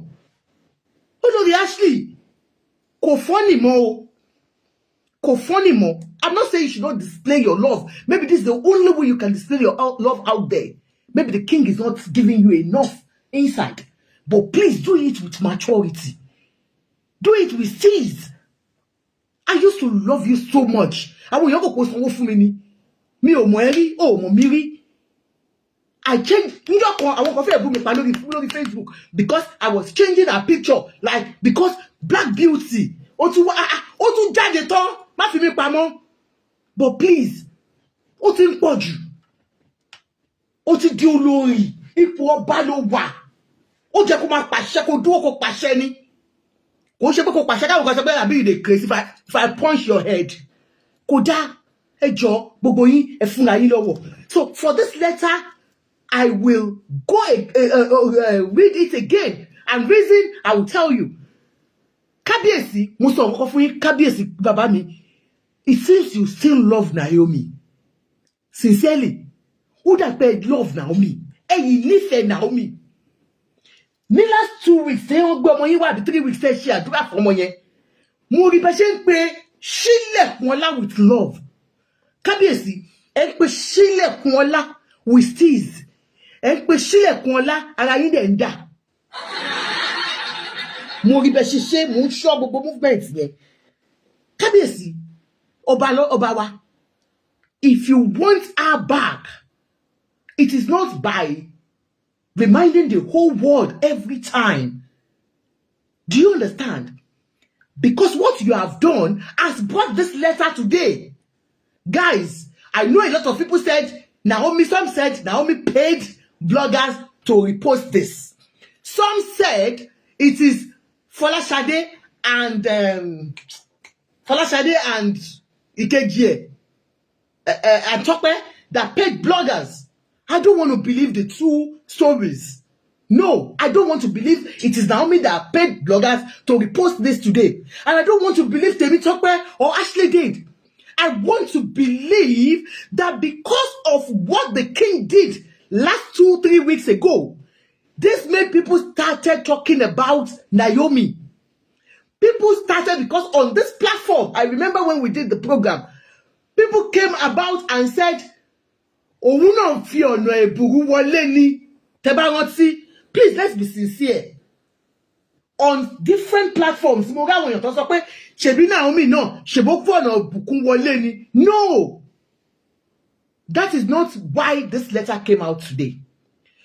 This letter must have been reposted because of that fact that the king keeps repeating it every time he goes out by saying, ìyàwó kan fi mí sílẹ̀, méje wọlé, ìyàwó kan fi mí sílẹ̀, méje wọlé. Kábíyèsí, ẹ jọ̀ọ́, ẹ yé sọ kíní yẹn mọ́. Ó máa ń dùn èmi gan tí mo jọ́ mọ́ yín. Why reminding us how she served you? If she's gone, she's gone. Some of us did shows for her. Million shows. But you keep saying it, and now people are attacking her. You are exposing her to attack. If you don't know, the attack from your wife, because I won't feel threatened. When you feel threatened of a young girl that has left, they are still feeling threatened about Naomi's, anytime they see her around, it's like, she get you fẹ́ padà wọlé ni. Expose ẹni sá. Mo mọ̀ pé most ọkùnrin bó ṣe máa expose wa ṣe ewu nìyẹn. But mo bẹ̀ yín daddy, ṣé o pa àgbàlagbà lẹ́yìn. Ọlọ́run á fún yín ní ọgbọ́n àti ìmọ̀. But sharing letter tó jáde yìí, it is because of that your action. She said, remember how she left you that time? She said, I am single and ready to mingle.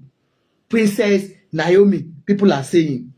The letter was written about 4 years ago. Not a new letter.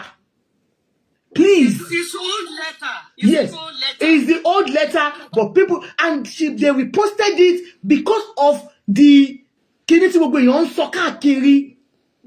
you're right. She said, let's read the letter again, and then you see why people are, because of àwọn èèyàn tó wá ń jáde pé Naomi wá preach láàfin, Naomi ṣe báyìí, Naomi ṣe báyìí, Naomi, she had to understand. She said, the beginning of a new dawn, close of a chapter.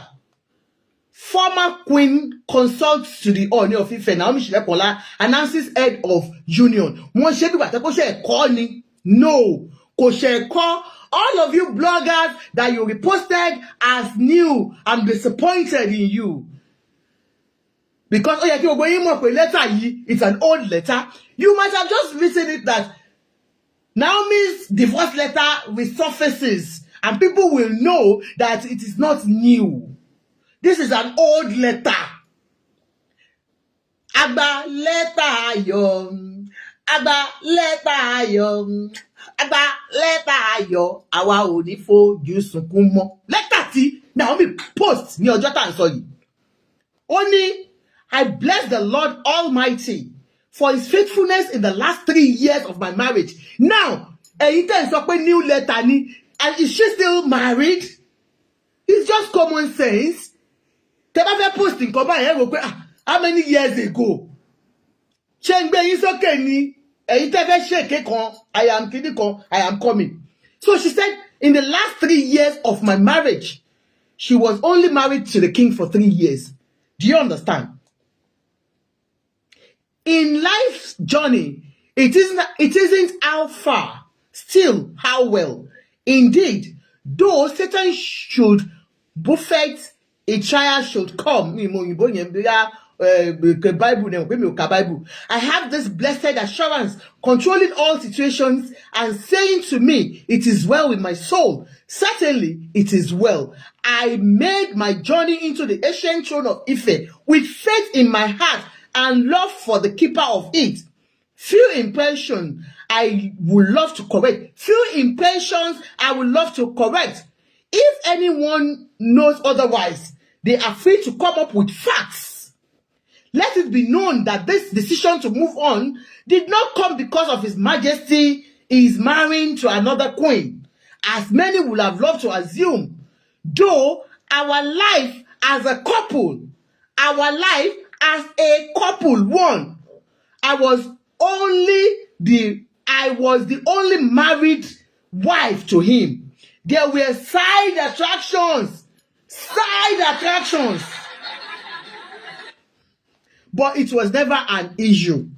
Ó lóun rí gbogbo wọn bó ṣe ń wọlé tó ń jáde. Ó lóun rò lórí Ashley dáadáa. Ó lóun mọ̀ pé Rónkẹ́ wà ń bẹ̀. Ó ní but they were never the issue. And then ṣe mọ̀ pé woman tó ń gbé kiri pé tó kábíyèsí sọ pé àwọn fẹ́ fẹ́ yàwó mi. No. It was said that her account was hacked. No, it wasn't hacked because she refused to bring it down. Okay. So she said, I never approached him with any revelation of any sort. For every one of you that have come onto my platform to say that you know Naomi well, she said, this is 3 years ago, and you people are still saying it. I think that is why this letter is coming up again to remind you. Platforms to say that she went to give revelation to King that Ooni Ọlọ́run ní kò fẹ́ ọmọlọ́mọ ní kò rí kò sí nǹkan tó jọ bẹ́ẹ̀. He contacted me first and made his proposal known several months later. The marriage was not an arranged one, as many have been construed.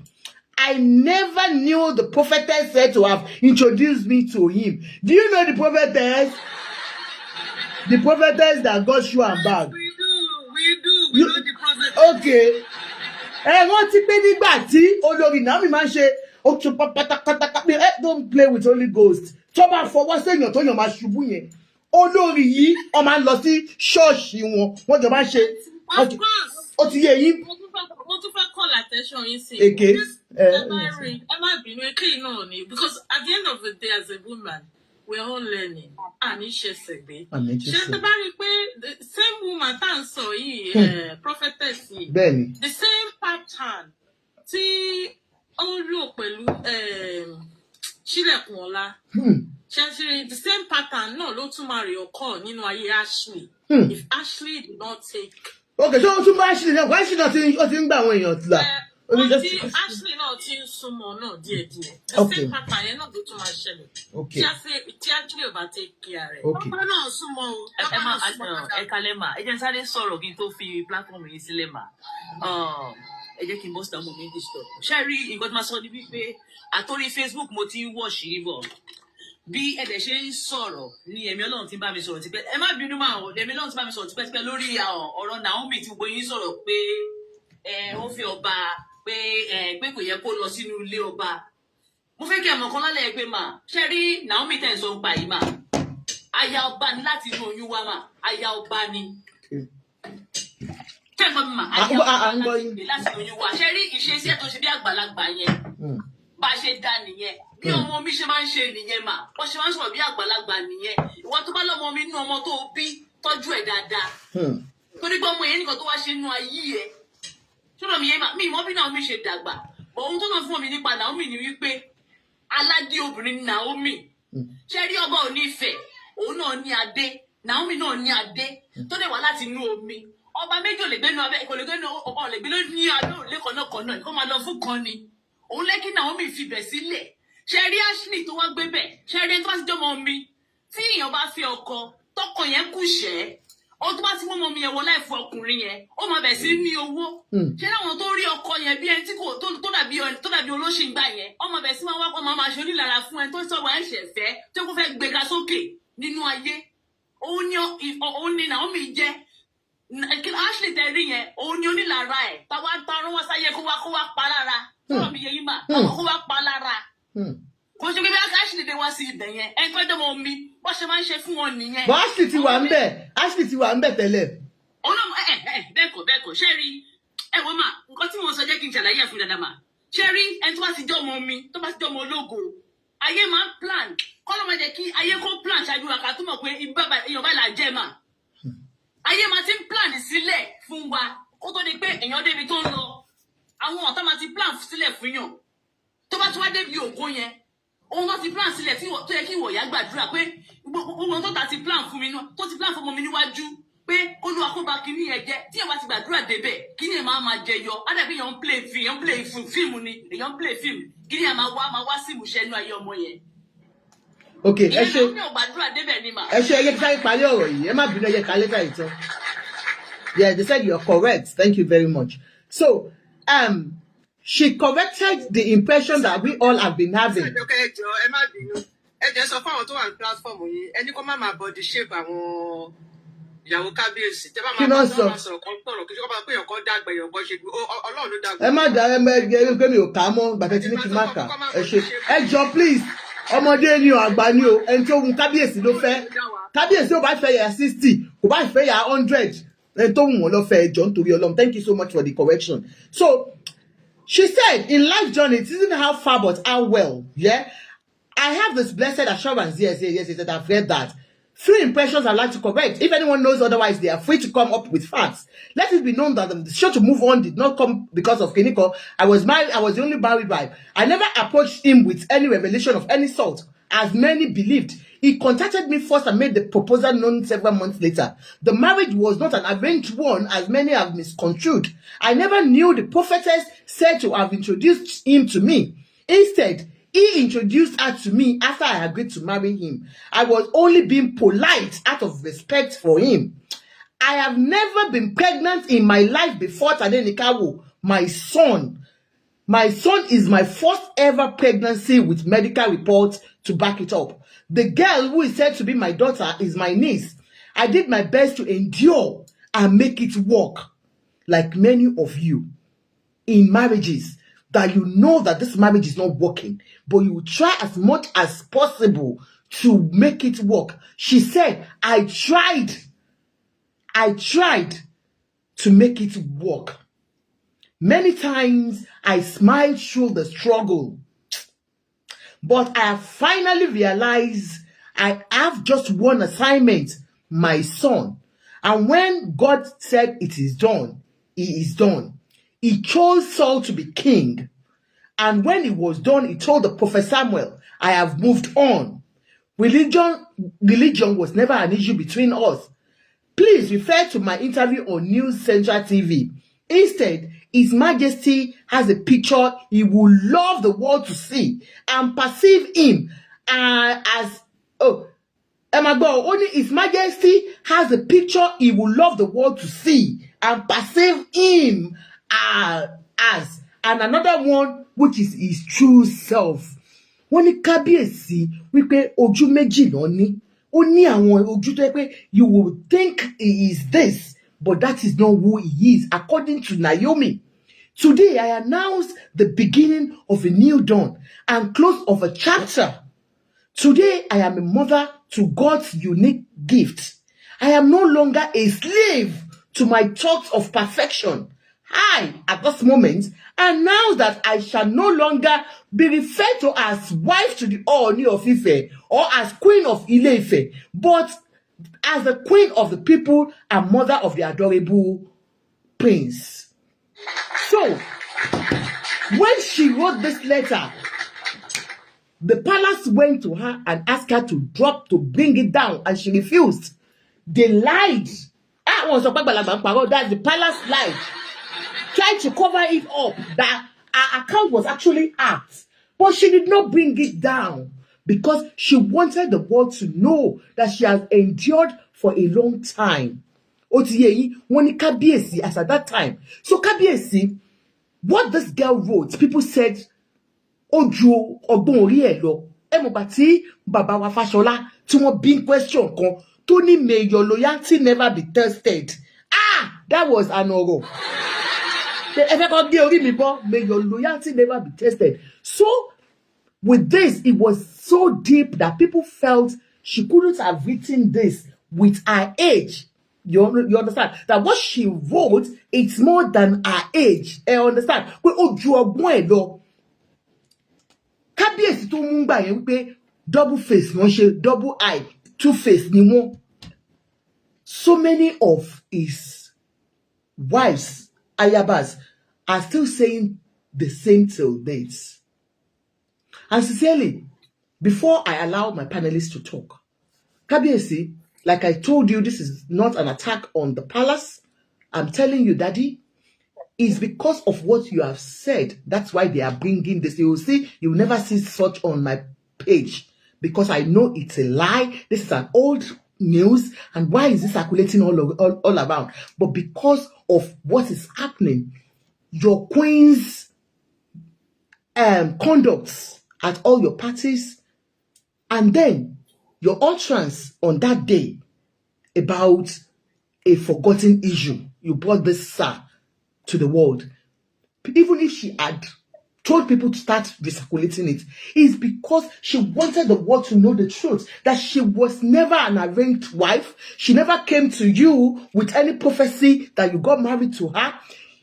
The prophetess that you introduced her to, she was not the one, and the same thing is still happening in your kingdom, sir. The same prophetess, the same prophetess. Ẹ má jẹ́ kó máa fọwọ́ kan agbádá yín. Aṣọ iyì ló wà lára yín Kábíyèsí. Ẹ bá wa caution wọn. Ẹ jọ̀ọ́ níbi tí bá ti ríra ní ṣe ó ti yé yín sà. Ẹni tó bá data contract kan máa ẹ mọ̀ pé gbà mí èèyàn kì í mọ̀ tó bá ti wá ṣe kíní ara ẹ lè máa move kó má ẹ má bínú pé bóyá wọn ṣe ó ní bóyá wọn they couldn't hold it. Do you understand? Me, you just fall in love with somebody that you can't hide it. Even if your husband is there, you as an ally to somebody's ally, you still misbehave. I'm not saying they are your allies, but because the familiarity is too much. Ẹjọ́ ẹ bá wa caution wọn. Ẹjọ́ ẹni kò máa fà yín láṣọ monitor. Ẹni kò máa ṣe bí gbà tẹ́ pé de ẹ wo Mọ́mì wa Olúborí, spiritualist Olúborí, ẹjọ́ mà ẹ má ṣe irú ẹ̀ mọ́ kò dáa. Because ensure close what is working against my father K1 the ultimate today is the fact is the fact that he was speaking with the old president of Nigeria looking phone to say because he wanted the world to know that it's close to the to president. Koda oman bayo Jenny mo yes spiritualist ni e ma ṣe bẹ́ẹ̀ yẹn mọ́. Ẹgbọ́n mom sí ẹ má bínú mà àti gbogbo ẹ̀yin màmá tó pé Kábíyèsí ó ti yé yín ẹ jọ̀ọ́ ẹ ṣe with caution ma mo ń bọ̀ ẹ jọ̀ọ́ jẹ́ kí sáré conclude ẹ ṣe with caution ó ti yé yín ẹ jọ̀ọ́ nítorí Ọlọ́run the familiarity is getting too much èyàn máa ń dókò coded ẹ ní sùúrù ẹ láìkèké jù. Èyàn doko coded. Tẹ́ bá mọ̀ ṣe ẹ lọ bá Yínká TNT. Akọ gbogbo yín bó ṣe ń doko coded. Ẹ jọ̀ọ́ nítorí Ọlọ́run. I am begging every one of you, whichever one that is doing coded one, please. That tool is too much. Kábíyèsí, I love you so much. I am your daughter. Please, I beg you. Ẹ má ṣe bẹ́ẹ̀ yẹn mọ́. Ẹ jọ̀ọ́ ẹ jẹ́ kí àwọn people yìí kó mọ ipò wọn. Ẹ jọ̀ọ́ daddy. Àwọn ìyàwó yín àti sọ fún yín ẹ bá caution wọn tó wọ́n ṣe wọ́n ẹ jọ̀ọ́ ẹ má mo ti gbàgbé pé àwọn àgbàlagbà gbé sọ kọ́ behave ara wọn àwọn mọ́mì tó wà ń ta yẹn náà káwọn náà jọ torí Ọlọ́run ẹ jọ̀ọ́ tí ẹ bá rí pé wà tí ẹnu kun àwọn ẹ̀gbọ́n 1 ẹ̀gbọ́n 2 ẹ̀gbọ́n 3 àwọn àǹtí ọba wọ́n behave ara wọn kò sẹ́ni tó ń porúkọ wọn mọ́ nísìn àwọn tó ń porúkọ wọn ṣe ti understand ẹ jọ̀ọ́ torí Ọlọ́run that's that for that. Thank you. Oya ọjọ́ ìfìlẹ̀. One by one now. Oya bẹ̀rẹ̀ sí ń sọ̀rọ̀. One by one. Oya. Ẹ jẹ́ kí n sáré Sister Àjọkẹ́ ẹ kú iṣẹ́ ẹ tẹ̀tí gbogbo náà lájọ́ ń gbèbòrò ń gbèbà náà. Ẹ jẹ́ gbèbòrò. So the letter is not even new. Okay, I read the letter. You know, letter. Then number 2, like you said, I think nítorí nǹkan tí Kábíyèsí ṣe yẹn ni lẹ́tà yẹn ṣe jáde again to remind him pé ṣé because ìgbà tí kábíyèsí ń pray fún ọmọ wọn he is trying to wọ́n try láti sọ pé kí ọmọ yẹn wá gbé láàfin definitely àwọn olórí tibẹ̀ náà ti wòye pé ṣé Naomi máa wá sáàfin ẹ jẹ́ n sọ fún yín ìgbà tí Naomi wà láàfin ọ̀dà wà wọ́n ṣe yàmàyàmà báyìí we don't even know them ẹgbẹgbẹ la máa kàn máa wò pé òkè ó dà pé wọ́n ní ìyàwó kábíyèsí ò tí ì ṣe ìyàwó tó ń ṣe ìyàwó ní on the 10 tó tún ṣe kan lọ́n the 15 tó ṣe kan lọ́n the 20 ní ìgbà tí Naomi wà ń bẹ wọn ò ṣerú nǹkan bẹ́ẹ̀ yẹn ọ̀dà wà kò yẹ yín sìn ó wà ń bẹ then number 2 tẹ́mi tún rí tó jẹ́ pé lady yẹn lè fi máa wòye pé kí ló ń fẹ́ wà ń bí báyìí fún àwọn tó ń ṣèdí bàlàbàlà ìkíní àti kejì wọ́n ní láti stop ẹ̀ because the video tí ẹ play pé kábíyèsí ṣe birthday ní ìgbà yẹn ìgbà tí Naomi wà ń bẹ if you go and look at that video Naomi ló fẹ́ gé kéèkì ó mú microphone sẹ́nu báyìí the other one tó jẹ́ Oòduà whatever Oòduà ìyá onídìí ńlá táyì yóò yálàjẹ Oòduà ó yálàjẹ kí ló ṣẹlẹ̀. wọ́n gbà láti gba microphone yẹn lọ́wọ́ bẹ́ẹ̀ yẹn ó ń try láti gbà bẹ́ẹ̀ ló ń mú dádì báyìí ló ń ṣe báyìí because ó fẹ́ Naomi wà báwo ló ṣe sọ ó wà spoken ó lè sọ yes no pé ó wà spoken if you look at her face that day she's not happy. woman yẹn fẹ́ her mood will change one by one. ó ṣàtẹ̀lé bàbá kí ló dé ṣé bó ti fi wọ́n jẹ ìyá alájọ of whatever ó yẹ káwọn dúró sí wàgbà ní ẹni sùúrù ẹ jẹ́ káwọn sọ̀rọ̀ ìtàn ìjọ ó yẹ kó dúró sí ààyè oyè tí wọ́n jẹ yẹn ni wọ́n ní láti máa bá lady yẹn struggle all that kind of position if you see how she cut that cake that day at the end náà wọ́n sì tún gba microphone yẹn lọ́wọ́ ẹ̀ wọ́n tún kọrin nonsense kan ṣọtí yẹ yìí all the time bí wọ́n ṣe ń ṣe fún nínú àfi if I were her I won't stay. tó bá fẹ́ fẹ́ mi kàn lọ kọ́ ilé tèmi síbì kan kó wá máa bá mi ń bẹ̀. And then number 2 all those olórí they are all desperate. After Naomi wọ́n wà desperate you can even see it in their face. wọ́n wà in order. ẹ wo bàbá tó kú lọ́jọ́ yẹn bàbá àgbàlagbà yẹn tó máa kó àwọn ìyàwó ẹ̀ lọ sí London yẹn. Aláàfin of Ọ̀yọ́. ẹ jẹ́ sọ fún yín àwọn ìyálé tí wọ́n bá jókòó báyìí gbogbo aṣọ kan náà jọ ń wọ̀. aṣọ kan náà jọ ń wọ̀ àwọn olórí Fúnmiláyà àbí kí lẹ sọ ipò olórí àgbà tó wà nínú ààfin ẹ jẹ́ kán máa control wọn lè sọ fún wọn pé aṣọ òkè báyìí la máa wọ̀ fún birthday bàbá o okay white yìí ni gbogbo a máa wọ̀ they need to be in order wọ́n kàn ń ṣe yamayama ni kò yẹ yín they need to control kán bá wọn sọ̀rọ̀ dáadáa àti àwọn olórí àwọn tibí yẹn àwọn àgbàlagbà tó ń ṣe làbàjẹ́ tí wọ́n yẹn gan ó pọ̀ jù it's too much. ó lọ jókòó síbi kan. ẹ ṣe gan-an thank you. wọ́n tún ń ṣe òkè ní lórí online wọ́n ń ṣe nǹkan ìtìkọ́ tí bàbá fún un charges àjíà nìyẹn náà. wọ́n ń ṣe bàtà. wọ́n charges àjíà. wọ́n tún bọ́ ọ́lẹ̀ nínú private clinic gan wọ́n ṣe òun pé ibẹ̀yẹn náà ti bọ́lẹ̀ tó ń wọnú ilé tó wá ṣèdílá all that is nonsense. kábíyèsí nídìí láti kọ́ṣọ́ wọn especially tó bá ń ṣe nǹkan bẹ́ẹ̀ yẹn àbí táwọn bá wà ń ta you want to greet somebody that you love tó ẹ pé òwò pé bàdẹ́ ni you greet him with respect. pé wọ́n tún fọwọ́ tọ̀ wọ́n ló ń jìdí báyìí ló ń ṣe báyìí ní kíni ló ń ṣe gbogbo ẹ̀ kábíyèsí tún fún wọn lówó ó tún sọ pé kíní kan àwọn méjìdí ń ṣe yamayama nǹkan tí ọmọdé kan ò lè ṣe àwọn ìyàwó wọn ò lè ṣe bẹ́ẹ̀ lẹ́gbẹ̀ẹ́ wọn náà. wọ́n kọ́ṣọ́ wọn it's too much. ẹ ṣe gan ni wọ́n ti gbọ́ yín thank you ẹ ṣe gan next person Àjọkẹ́ mi. bàbá yín ti dé Àjọkẹ́ yín ti dé. mi ò jó mi ò wá pé inú mi ò tí dùn àtàbá ti gba oyè tán ẹ̀yin lẹ mọ̀ ó yá ẹ máa sọ̀rọ̀ lọ èké bìbì. ẹ wò ọba onírìṣà kábíyèsí o adé pẹ́ lórí o kí bàtà pẹ́ lẹ́sẹ̀ o bẹ́ẹ̀ ni o kí ìkẹrẹ kójú kí ni. má ló kí ni. ṣe ìtumọ̀ rẹ̀. bàbá yín mo fẹ́ bá sọ̀rọ̀ ẹ jọ̀ọ́. Ọmọ yín ni wà àmọ́ ọmọ náà máa ń bá bàbá ẹ̀ sọ̀rọ̀ ẹ jọ̀ọ́. Àwọn ìyàwó yín ẹ jọ̀ọ́ ẹ kọ́ wọn mọ́ ṣe máa ṣe ní àwùjọ wọ́n ṣe máa ṣe láwùjọ. A man will make yanga for you, but they see that you rely solely on them. Ẹ má sọ̀rọ̀ lọ́jà.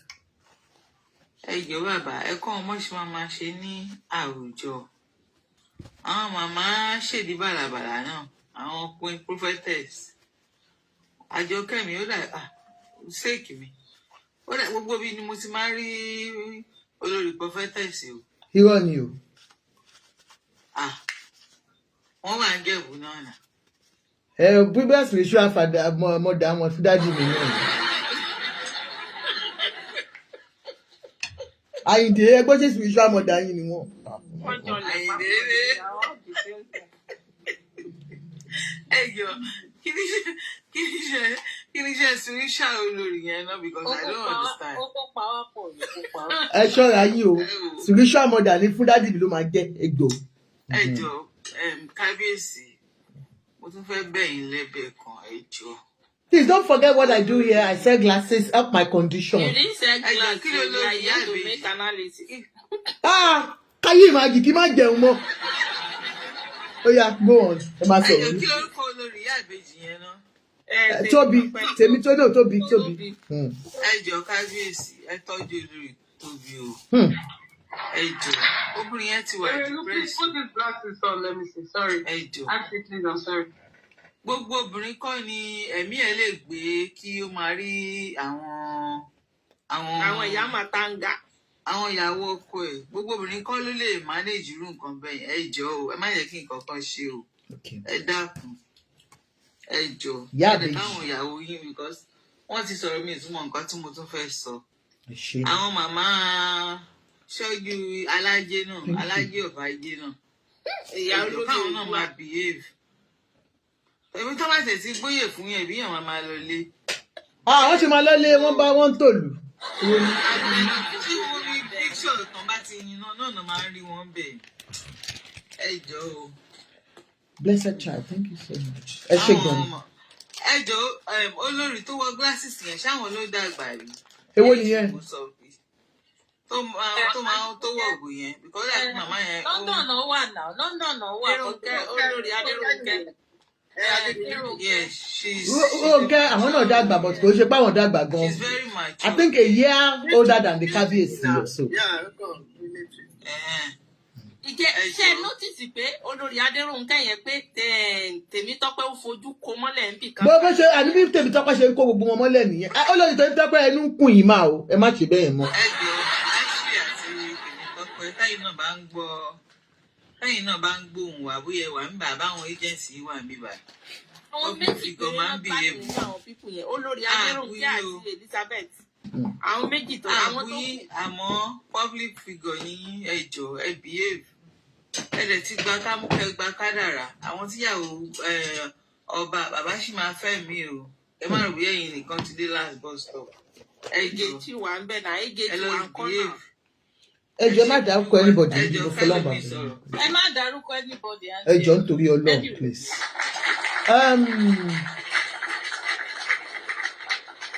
Next person. Ẹ ṣe gan ni ẹ ṣe. Ẹ sọ Àjọkẹ́ sọ nǹkan kan ẹ ní pé kí kábíyèsí pé bó ṣe máa ń sọ̀rọ̀ Naomi yẹn pé kó yé sọmọ kankan bẹ́ẹ̀ yẹn. Àbóyá ẹ mọ̀ pé ẹ mọ̀ reason tí mo fi sọ bẹ́ẹ̀ ẹ má bínú because number one àwọn ìyàwó tilé gan wọ́n máa fi ẹ mọ̀ pé tẹ́ bá ń sọ̀rọ̀ ex yín ókè bẹ́ẹ̀ ṣe wà yìí sí kọ́kọ́ yín máa sọ̀rọ̀ ex wọn ṣé inú yín máa dùn inú yín ò ní dùn àwọn ìyàwó lé gan inú wọn ò ní dùn ẹ ti understand so ẹ máa sọ̀rọ̀ lọ. Ó ní bó ṣe sọ ṣe understand pé fóun lẹ̀ nǹkan bẹ́ẹ̀ yẹn. Mọ́kìrì náà fi sọ̀nà wọ́n fi mọ́ọ̀kì Naomi ni. Wọ́n lè mọ̀ọ́kẹ́ but ó yìí ta wọ́n lára ló máa dàbí ó máa dùn ìyàwó tó wà nílé. Ó ní pọ́ǹtì kan tí mo fẹ́ mú jáde tí mo sọ pé sísá Àjọkẹ́ no ẹ jẹ́ yọ pọ́ǹtì kan jáde tí mo fi sọ pé sísá Àjọkẹ́ sọ pé báyìí tí kábíyèsí bá jẹ́ brọ́dà yín ọmọ kékeré ẹ wo rú Naomi yẹn ó lọ sórí Instagram ó lọ disgrace a whole ọba Ilé Ifẹ̀ tó dáa tó bá jẹ́ pé ìní àbúrò kábíyèsí kí ni ẹ ṣe máa wà lé kí ni ẹ ṣe máa ta ọjọ́ ọmọ àdìgọ́ tó ṣe kábíyèsí nìyẹn. Ìgbà tí wọ́n sọ pé kọ́pùlẹ̀ dà tó sọ pé wọ́n hàkẹ́ ni bí kábíyèsí ló wá jáde ló ní àwọn hàkì ni ó wá sọ pé wọ́n hàkẹ́ ẹ wò bọ́ ṣe wọ́n tún kọ́va ẹ̀. Kò sí òtó lè kò sí òtó lè gbà. Okay, now it has been how many years? So she kábíyèsí ló mú. One by one, tẹ́ bá bẹ̀rẹ̀ sí pariwo àní gbọ́ra wa.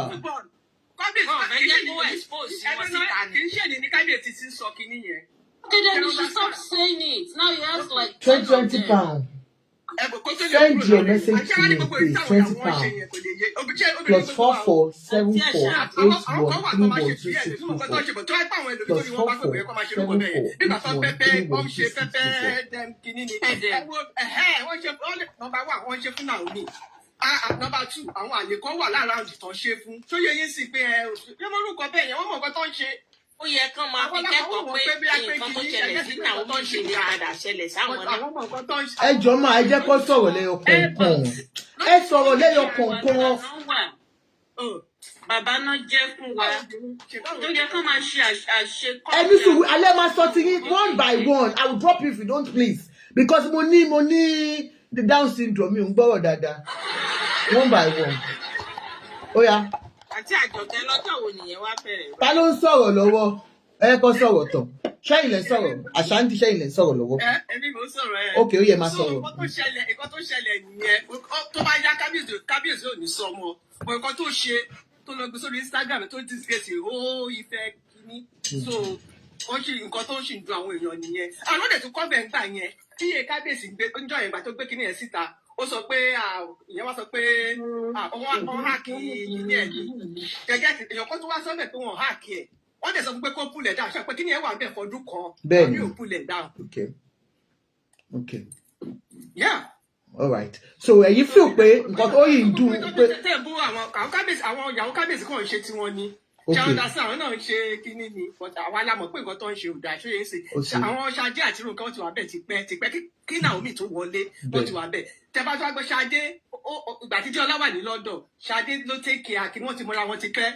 Ṣadé ló kọ́kọ́ mọ Díọlá first daughter kábíyèsí. No. Take care nígbà tó ń lọ. Mo gbọ́ story yẹn but nǹkan tí mo gbọ́ láti fẹ̀ gbọ́ nìyẹn wọ́n ní kò rí bẹ́ẹ̀ wọ́n náà kàn sọ.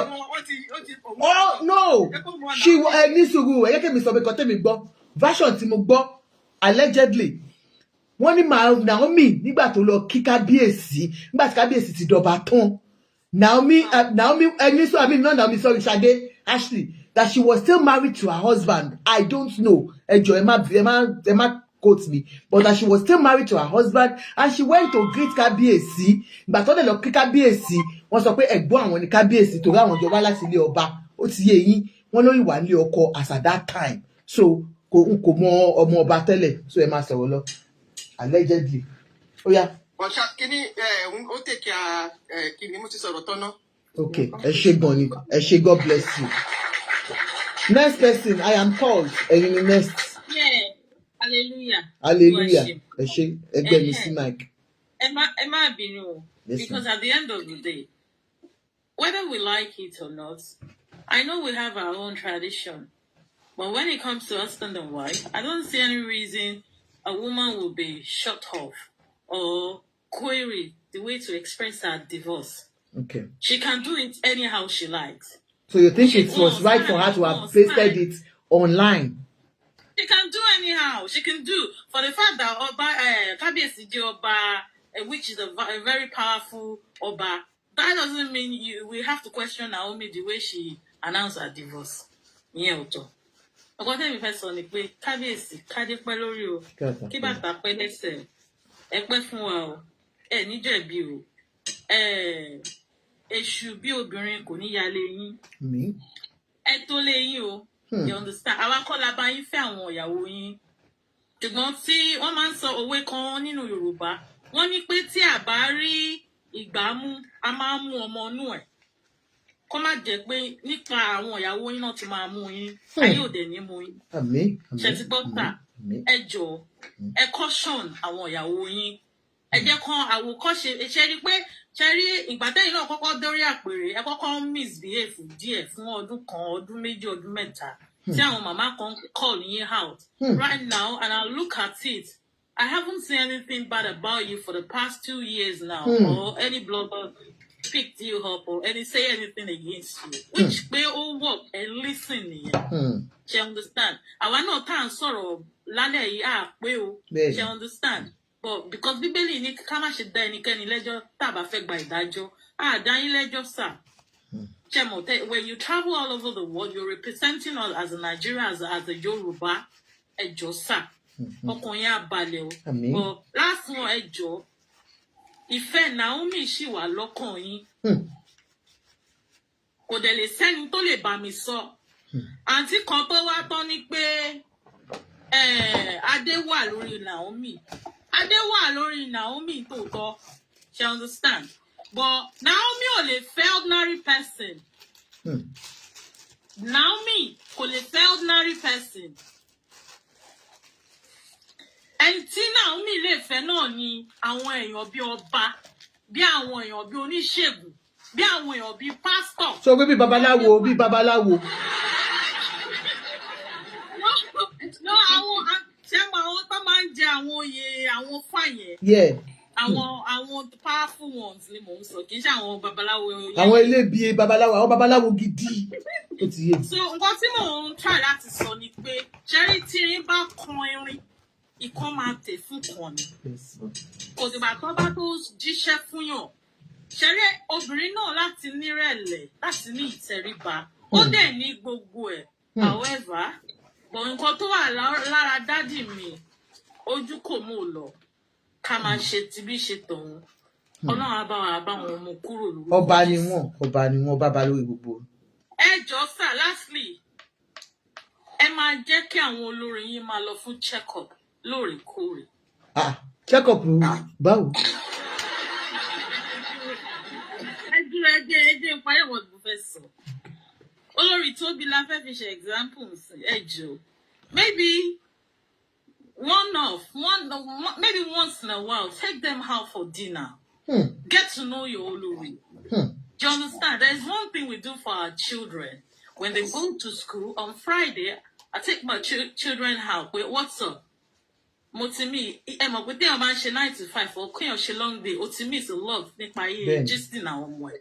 What happened in school today? And take our Olori out one by one. That way you get to know what is going on in your palace.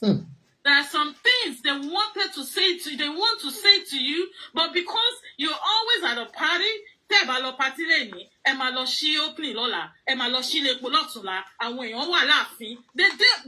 have that one-on-one with you.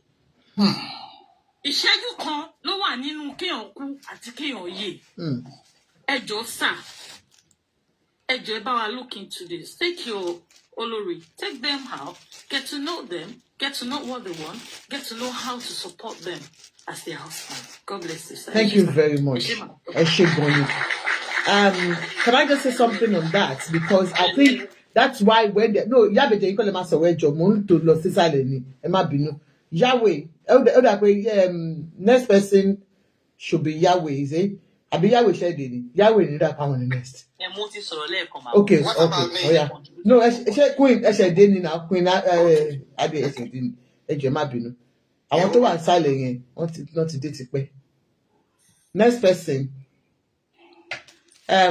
Cinderella. Next person, Jennifer. Now. Okay, Jennifer, you next. Good evening, my darling sister. How are you? Yes, my darling sister. Wait, I'm going to digress a little. This one that you are so happy. What if they don't give your dad that Ujale? How are you going to? Why would I not give him king? Please don't talk about him. You're so apprehensive. Emma worry daddy be my Ujale. Okay, no problem. Okay. No problem. Until next week.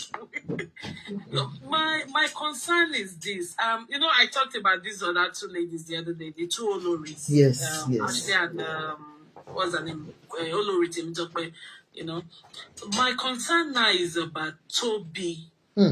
Most of the things I would have loved to say. This other lady that just got down, I am called green or something. She spoke a lot of what I had wanted to say, but let me just keep it short. I'm concerned about Toby because she seemed not to be happy these days. We all know she always keeps straight face before now, but this party they did over the weekend, there's a way she looks. I don't know if you guys took note. Yeah,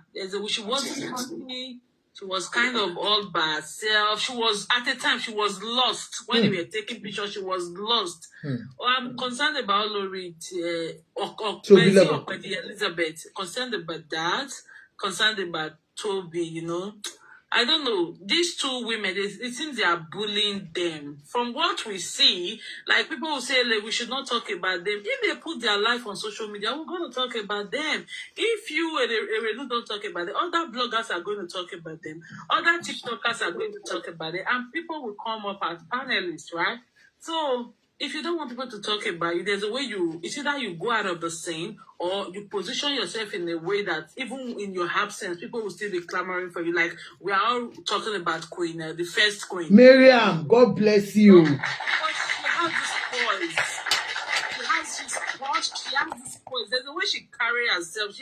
That's why people say, but because of the way she carries herself, you know? Like I said the other day, look, their sitting arrangements should be taken care of. They should look for somebody, like a trained person to really, where I was discussing with one of my friends from Benin. We were just having the same conversation. So she said their Oba of Benin, is that the 4th or 5th tribe? She's on TikTok too. At the time, she started doing hookup. Oba's wife started doing hookup. Matchmaking, sorry. Yeah. And the Benin people came for her. So it's not like it's only a particular race. No. You know, because as a Olori, Oba's wife, like the Oba of Benin, the Oba of Benin's 4th wife, she's not supposed to do that on TikTok. You know? No, if you're a normal person can do, we have people doing matchmaking on TikTok, but for Oba's wife to not be doing matchmaking, then you want people to start talking about you. You want people to start talking about the palace. Do you understand? So I think there's something the king should really take them out, especially Toby. Okoyemi and Toby. Like when they did, was it Olojo? There was a party they did some time ago, this year too. You know, the Okoyemi was just looking lost as well, just like Toby was looking lost in this. They are just completed 10 years. Coronation anniversary. Yeah, those two people. And if I may say, initially I was very worried about Toby. Toby is a young, beautiful girl. What is she doing in the midst of? Well, I don't know. They said this can be a sin. The first time I ever saw Toby, I was worried. Beautiful young girl. What are you doing here? Polygamy is not for the faint of heart. You have to be strong. You know, when I even saw her mom, I didn't even know she was even in her 30s. I thought she was maybe, because of her height and everything, I thought maybe she was in her late 30s. So she's young. I don't know how she found. I don't know how she found herself. No, she did an interview with BBC Abibai, and she said somebody introduced her to the king that you want to be a queen. Do you like to be a queen? And she said, yes, I want to be a queen. And they introduced me to the king. Okay. And then that's Erelu. Yes, is it that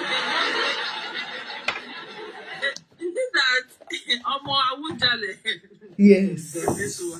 Wait, is it that they don't know they were going to be multiple women in the palace, or they just agreed to it? Most of them did not, like Miriam. Miriam, according to what I heard, did not know until that day that they brought the wives. So, allegedly. So.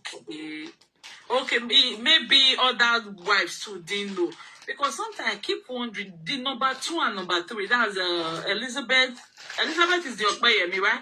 Elizabeth and Toby. Sometimes I keep asking, how did you people find yourself here? It's just too crowded. Somehow, it's too crowded. You understand what I mean? Yeah. Just sometimes, I beg. Well, that lady, I am called British. She already said everything that most of this I wanted to say. Like, the king should take them out, one-on-one. Because most time, like she said, the king is in Abuja. The king is in He's a busy king. busy party, you know, attending functions. When do you have time for them? Like sometimes, I don't know, was it last year when the king did birthday? The one Toby took the twins there. They took the to the king's chamber for them to take pictures. You know, the pictures, if you look very well, it looks so forced. Like Daddy Ejekaya picture, you know, it looks so forced because the man has gotten too much heartbreak. You know, it's really hard for him to love one particular person now. It's really hard. Yeah, when you see death or something, when they are saying, when they are talking, you see the way he's nodding his head. Like he's nodding his head, but he's lost. He's not interested. And I want to beg you, please, quiz. Emma, Daddy, Emma, all the time. Emma come kábíyèsí mo fọlọ́run bá bẹ̀yìn nítorí bá wọn sọ ẹ ti bá wọn sọ nlé tẹ bá dẹ̀ ní anything please, because the man is like you're looking for his attention, trying to catch his attention, and he will have to do like this, he will have to do like this. Hey, John now. Was not Naomi. It's just too much. If maybe there's an emergency for them to really tell him things, they can write it or this CMS. I mean, those people that work with him. You can write it, you know, or send text message to them to, you know, it's just to, they should be more professional. We want to see, I don't know what, I saw a clip this morning where Ashley was begging for money or something. I said, look at Togori. Then if somebody talks, now people will say it's our Oba. If you don't want people to talk about, you compose yourself. We have other kings. Like I said, this Olu of Warri wife, have you seen her outside? She's so composed, she's so orderly. Why Cupidity? Have you gotten the number? Every minute you want to talk to Kabiyesi, the other one is Mom Farida. Jennifer, Olu of Warri's wife, she's the only one, so she's not competing with anybody. No, this is Aranko Gaza.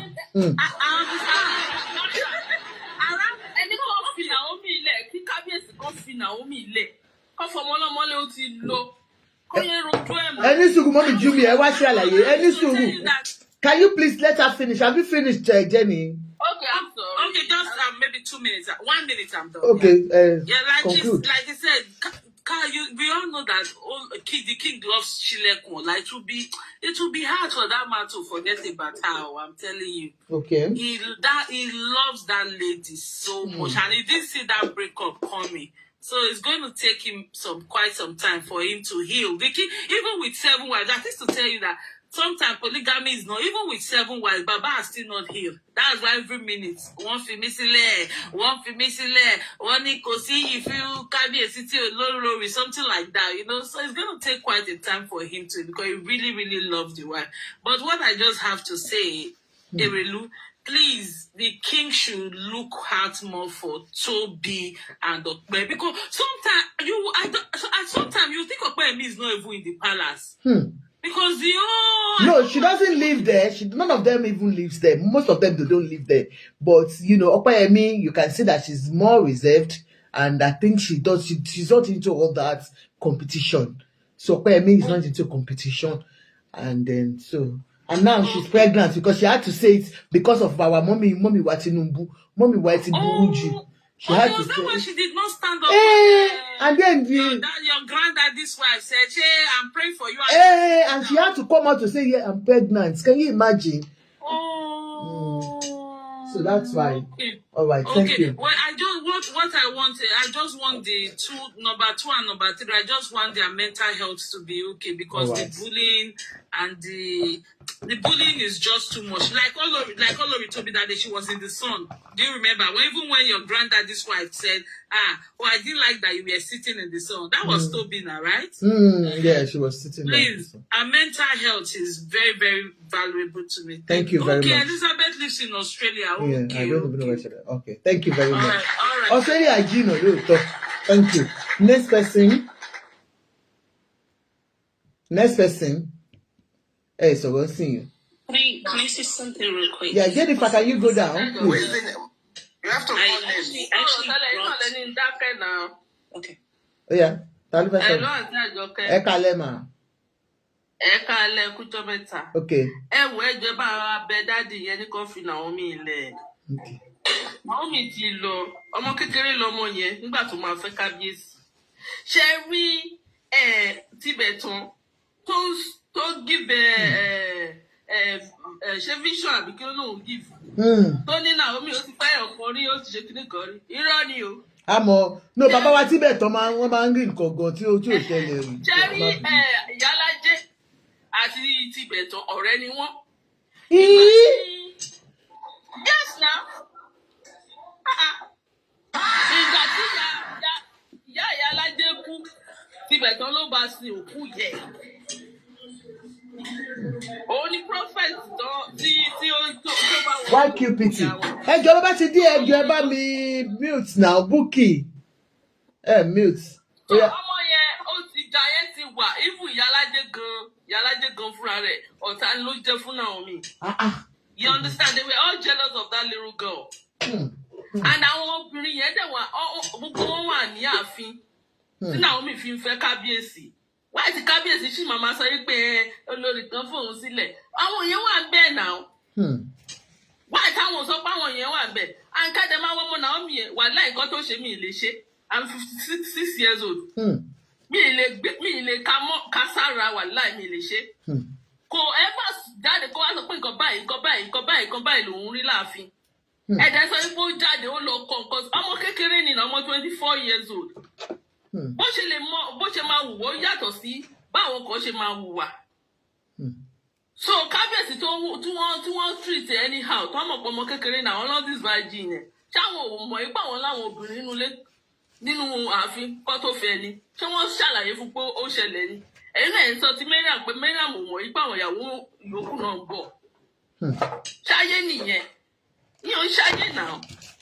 Kí ẹ wá sọ pé èèyàn jọba. Bàbá mi ìyàwó méje ló fẹ́.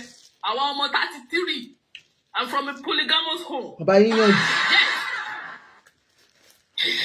Bàbá yín láì kò bò. Àwọn ọmọ 33. Ṣé kábíyèsí tí wọ́n sì bímọ 20 ni? Gbogbo wa ládẹjọ ń gbénu lẹ́kọ̀ọ́ náà torí àmọ́ṣẹ́ ni wọ́n ṣẹ̀ṣẹ̀ bẹ̀rẹ̀ ni àwọn ìyàwó kábíyèsí wọ́n ṣẹ̀ bẹ̀rẹ̀ ni gbogbo ládàradà tó ń ṣe yẹn ara ń kan gbogbo everybody ara ń kan wọ́n kò ń ṣe nǹkan tó ń expect lọ rí ẹ wá expect kí Naomi ọmọ kékeré kó máa bá wọn du kínní gbogbo náà ló ń wá ńgbà tó wà bẹ́ẹ̀ ẹ fún wọn lọmọ lẹ tí kábíyèsí bá tẹ̀ wọ́n kó ké òun ò lè fi Naomi lẹ̀ kó fẹ́ síta. Ó fẹ́ síta kò lè bá wọn gbénu lé ẹyẹ wo tóbi sí tóbi tí ó ti di nǹkan míì fún ìjẹ bẹ́ẹ̀ yẹn ó ti di nǹkan míì ṣé ẹ rò pé tọ́pẹ́ tó ń ṣe àtàṣì tó ń ṣe rádaràda yẹn ṣé ẹ rò pé inú wọn dùn ni competition wọn jọ ń ṣe láàrin ara wọn competition na from mo sọ fún polygamous òun wà you understand what I'm saying? I do go on. So gbogbo nǹkan tó ń ṣe yẹn kò make sense kó fi Naomi ilẹ̀ ọ̀ ní ìdá tí máa sọ story everything á ti gbọ́ rí tèmi márùn-ún la rò pé wọ́n fẹ́ tẹ́lẹ̀ ní ó ti di méje. No mẹ́fà ló ń sọ láti jọ yìí mẹ́fà la mọ̀ tẹ́lẹ̀. Ó ti di méje sí àbí kò di méje ni àǹtí Àjọkẹ́. Méje wọ́n lórí tó sìn. Àwọn girlfriend dídẹ̀ ṣíṣí ijó ó sì pọ̀. Àmọye níjọ́ yẹn gbọ́ pàtí yẹn wọ́n pọ̀ gan. Exactly ìyẹn ló ń jẹ́ káwọn tó wà àwọn obìnrin yẹn tó máa ṣe kò easy wọ́n ṣẹ̀ bẹ̀rẹ̀ ni kò easy tóbi ọmọ ọlọ́mọ tó fà ìkó yóò rọra wọ́ ọmọ kékeré ẹgbẹ́ kò fẹ́ nǹkan tó ṣe fún Naomi làwọn náà ń rí yẹn plus nǹkan tó ṣe fún ọmọ yẹn ló ń rí yẹn ẹjọ́ àti Àjọkẹ́ bá wa bẹ̀ wọ́n kó fi 7-4 kó fi Naomi lẹ̀ 8-1 tí dáàdì yín tó dẹ̀ fẹ́ jọba náà wá jẹ́ kó wọ́n lè jẹ́ o 2-6 ẹ sọ pa mi 2-4 mo ń tajà lọ́wọ́ ẹ fi mí lẹ̀ tó bá jọba kẹ ṣe kiri sí. nǹkan tí mo fi láìka ọba Òbíní nìyẹn èèyàn àkọ́bí ọba Òbíní nìkan ló lè jọba wọn kì í wọn ń dù èèwọ̀ ni. Ẹ má rò. Sọ́dọ̀ ẹ̀ fi rí pé wọn ọ̀dẹ̀ lè yọ ọ́ lájẹ́ tí Jésù máa fi dé. Kò sẹ́ni tó máa sọ pé wọ́n yọ ọba Òbíní fún kò sí. nítorí ọmọ àkọ́bí ẹnìkan ló lè jọba yẹn culture wọn nìyẹn. Okay, ẹ ṣe gan nìyẹn kọ́ ló bá yín sọ lálẹ́ ó dàbọ̀. ẹ mò ń sọ sí dáàdì yìí. Ó dàbọ̀. Ẹ ṣe. Thank you very much. Thank you. Next person. Can we go ahead and say something? Who is speaking, please? Who is speaking? I was actually second on the list and I saw. Oh, I'm so sorry, ma. I'm so sorry. Ẹ má bínú buttermilk tí àbèjì ẹ mọ̀ pé ilé ilẹ̀ wà ẹ ní sùúrù ẹ ká gbọ́ ọmọ láìpẹ́ òyìnbó àti òyìnbó wọn dàbí ti tóbi ó yẹ ẹ sọ̀rọ̀. The first person that you brought up on the live video was probably like from the beginning of your video when there were only 300 people on the live. All right, ma'am. Just then go I on. was the second, and somehow I got dropped. Okay. Pardon to everybody. I want to say good evening to you guys, ladies and gentlemen. Yes. Yes. Lóyìnbó yín dàbí tàwọn Amẹ́ríkánà yẹ káàbọ̀. I don't speak Yoruba very well, Oh, but there's a limit to certain, to things that I can say. But with my understanding, I think a lot of people have really forgotten what the heritage stands for. You understand? And that's where I want to take everyone to. I'm going to be talking on 3 major things. Number 1, the heritage. Number 2, the position of the king. And number 3, the position of the queens. Yes. Ma'am, I'm busy. Yeah, take care, mommy. Yeah, so, Emma Binu. The thing about it is this: Ile-Ife is not just any place. Please, can you go on? I just want to get a hot water, please. Can you just go on and speak on? You know. Hello, Shadow. Guys, I will try to mix Yoruba plus English. Hopefully, I'll just should I wait for her? No, just go on. I'm listening to you. Just go on. Okay. People need to understand that Ile-Ife is not just any place. You understand? It's somewhere that is big when it comes to the history of the Yorubas. You understand? And the palace of Ife is not just any place. It's a palace that is ridden with history. And not just history of the Yorubas, but history of so many cultures, including Igbo people, Hausa people, Bini people. There's so many history that are tied to Ile-Ife. There's one thing for you to become a king, and you have your own personal interest. And there's another thing for the land to have its interest. Ikonti Ile-Ife, Ikonti Oba-Ife. And that is the first hint I'm going to give everybody, because Teba study history and Yoruba. One thing is to Jeoba. Another thing is for what the land wants. You understand? Those are 2 different things. You understand? And sometimes you might like a king, you're looking from the outside, you wish the king would do this, you wish the king would do that. The question is, what does the land want? So to take a position is not enough. To want to make a decision as a king is not always enough, because the king still have to be humble to the land. And some of the rules that come with that land, sometimes many of you guys might see it right under your nose, and you might not understand what is truly happening. But if you're able to see things from a wisdom aspect,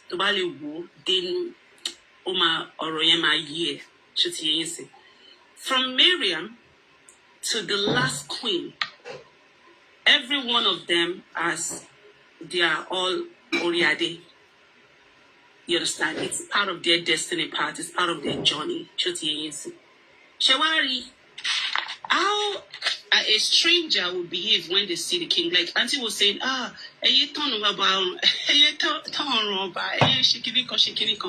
Auntie, I'm so sorry to say this to you. If you were to meet a superstar that you like, or a king that you like, or someone that is very popular, you might plan to behave well. But when you meet them, sometimes the excitement of your natural being will come out. 100. You might overreact. Or you might overdo stuff. That's not a lie. Yeah. The lady that is showcasing course, they're showcasing all those kind of stuff. I just believe that, that is her excitement. She did not probably have bad intentions. You understand? That is how, this, even me, that I know so many things about that palace. Okay. I cannot see the king and not get excited. I cannot see, and even as much as people don't like Tinubu, if I see Tinubu, I'll still bow. I'll still, I'll still greet him. It's just something that's natural with a lot of people. You understand? You only work composer, right? Kenny Kejima composer, right? So you think? Okay, can I just cut it in there?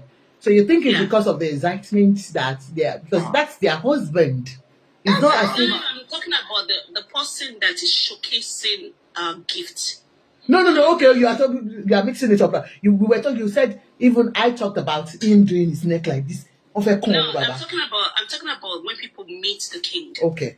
And you understand what I'm saying? And including those wives too. You have to understand those wives too, they're coming from a different angles of life. Okay, so they're not seeing him, they're not getting the love, the affection, the closeness is not really there until those parties. I wanted to speak on some of the queens, okay? They're coming from different backgrounds, different angles of life. And many of these queens that you're talking about, they've not been there for 5 years.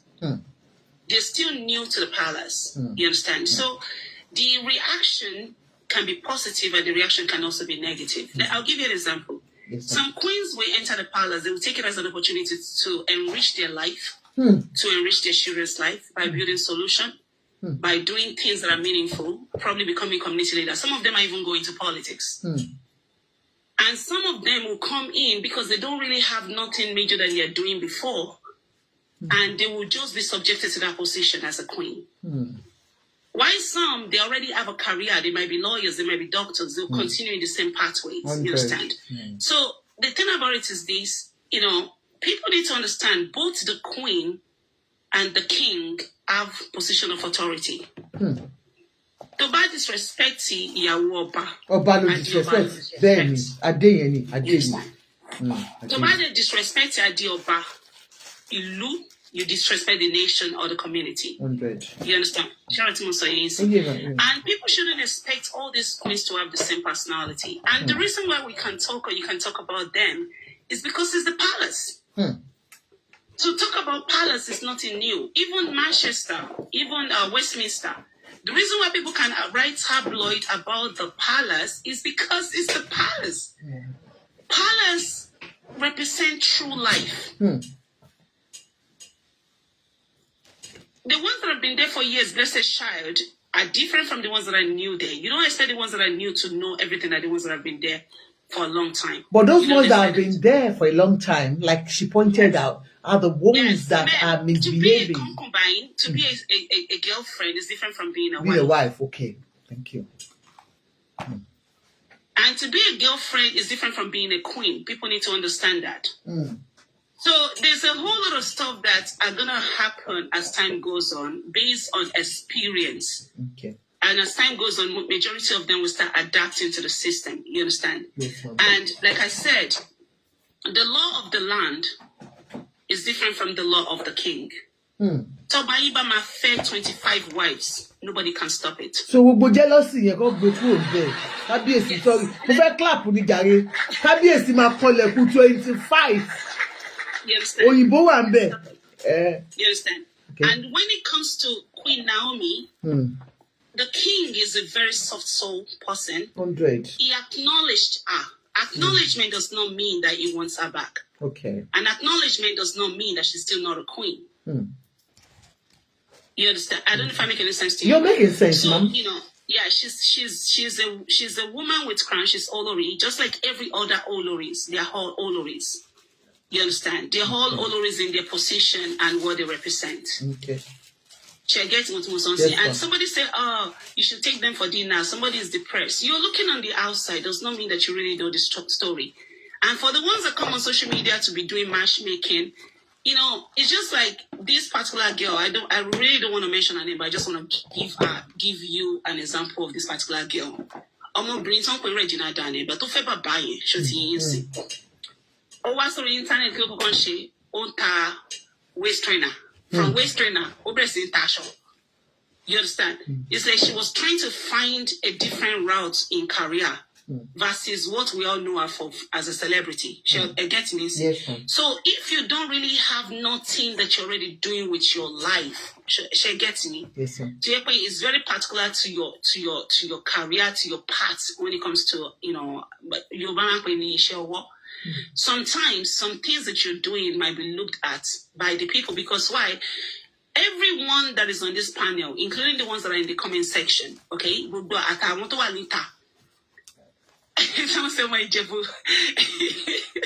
You're funny. Everyone that is on the panel, it is your right to look at what is being posted on social media. It is your right to talk about it. Because why? However they present the palace, that is the way you're going to handle it. 100. That is just the truth. You understand? But in that reaction that you're reacting, take a look at every one of them. You're not going to believe that is the true life that they're actually showing you. She understand what I'm saying? Yes, that is what they know. You can see the intelligence of individuals based on their activities. You can see how they behave. But one thing I don't agree to, Sherry Auntie or Mafi one thing that I don't agree to, people shouldn't say that the king is misbehaving. Okay. That is an insult. And people shouldn't say that he make a mistake, that is a womanizer. That is also an insult. Because the king can want one wife. But the land requested a month. You understand? Because he's a king. And the second thing that I want to say also, people need to understand that comparison of queen is like a choice. Because any come like any come. Any come like me. I want to get Naomi fans, you know. I want to get to be fans, no, you know. I want to get king fans, no, you know. I want to get Miriam fan, go, what you want, So everybody's gonna like whoever they want to like, but at the end of the day, understand that this is Ile-Ife that you are talking about. And this is the land of Yoruba that you're talking about. You're talking about every one of the Yorubas. Anytime you talk about any of those queens, you're talking about Yoruba people. Thank you very much. And they all represent the Yorubas, either you like it or not. Ati fruit to that, they all represent Yoruba land, and they are all queens. Thank you. And it is destiny that brought them to that part. So let's respect them. Let's continue to love them. Let's not differentiate and bully one against another. Let's continue to promote our culture and promote the heritage. And God bless every one of you guys. Thank you so much. Thank you.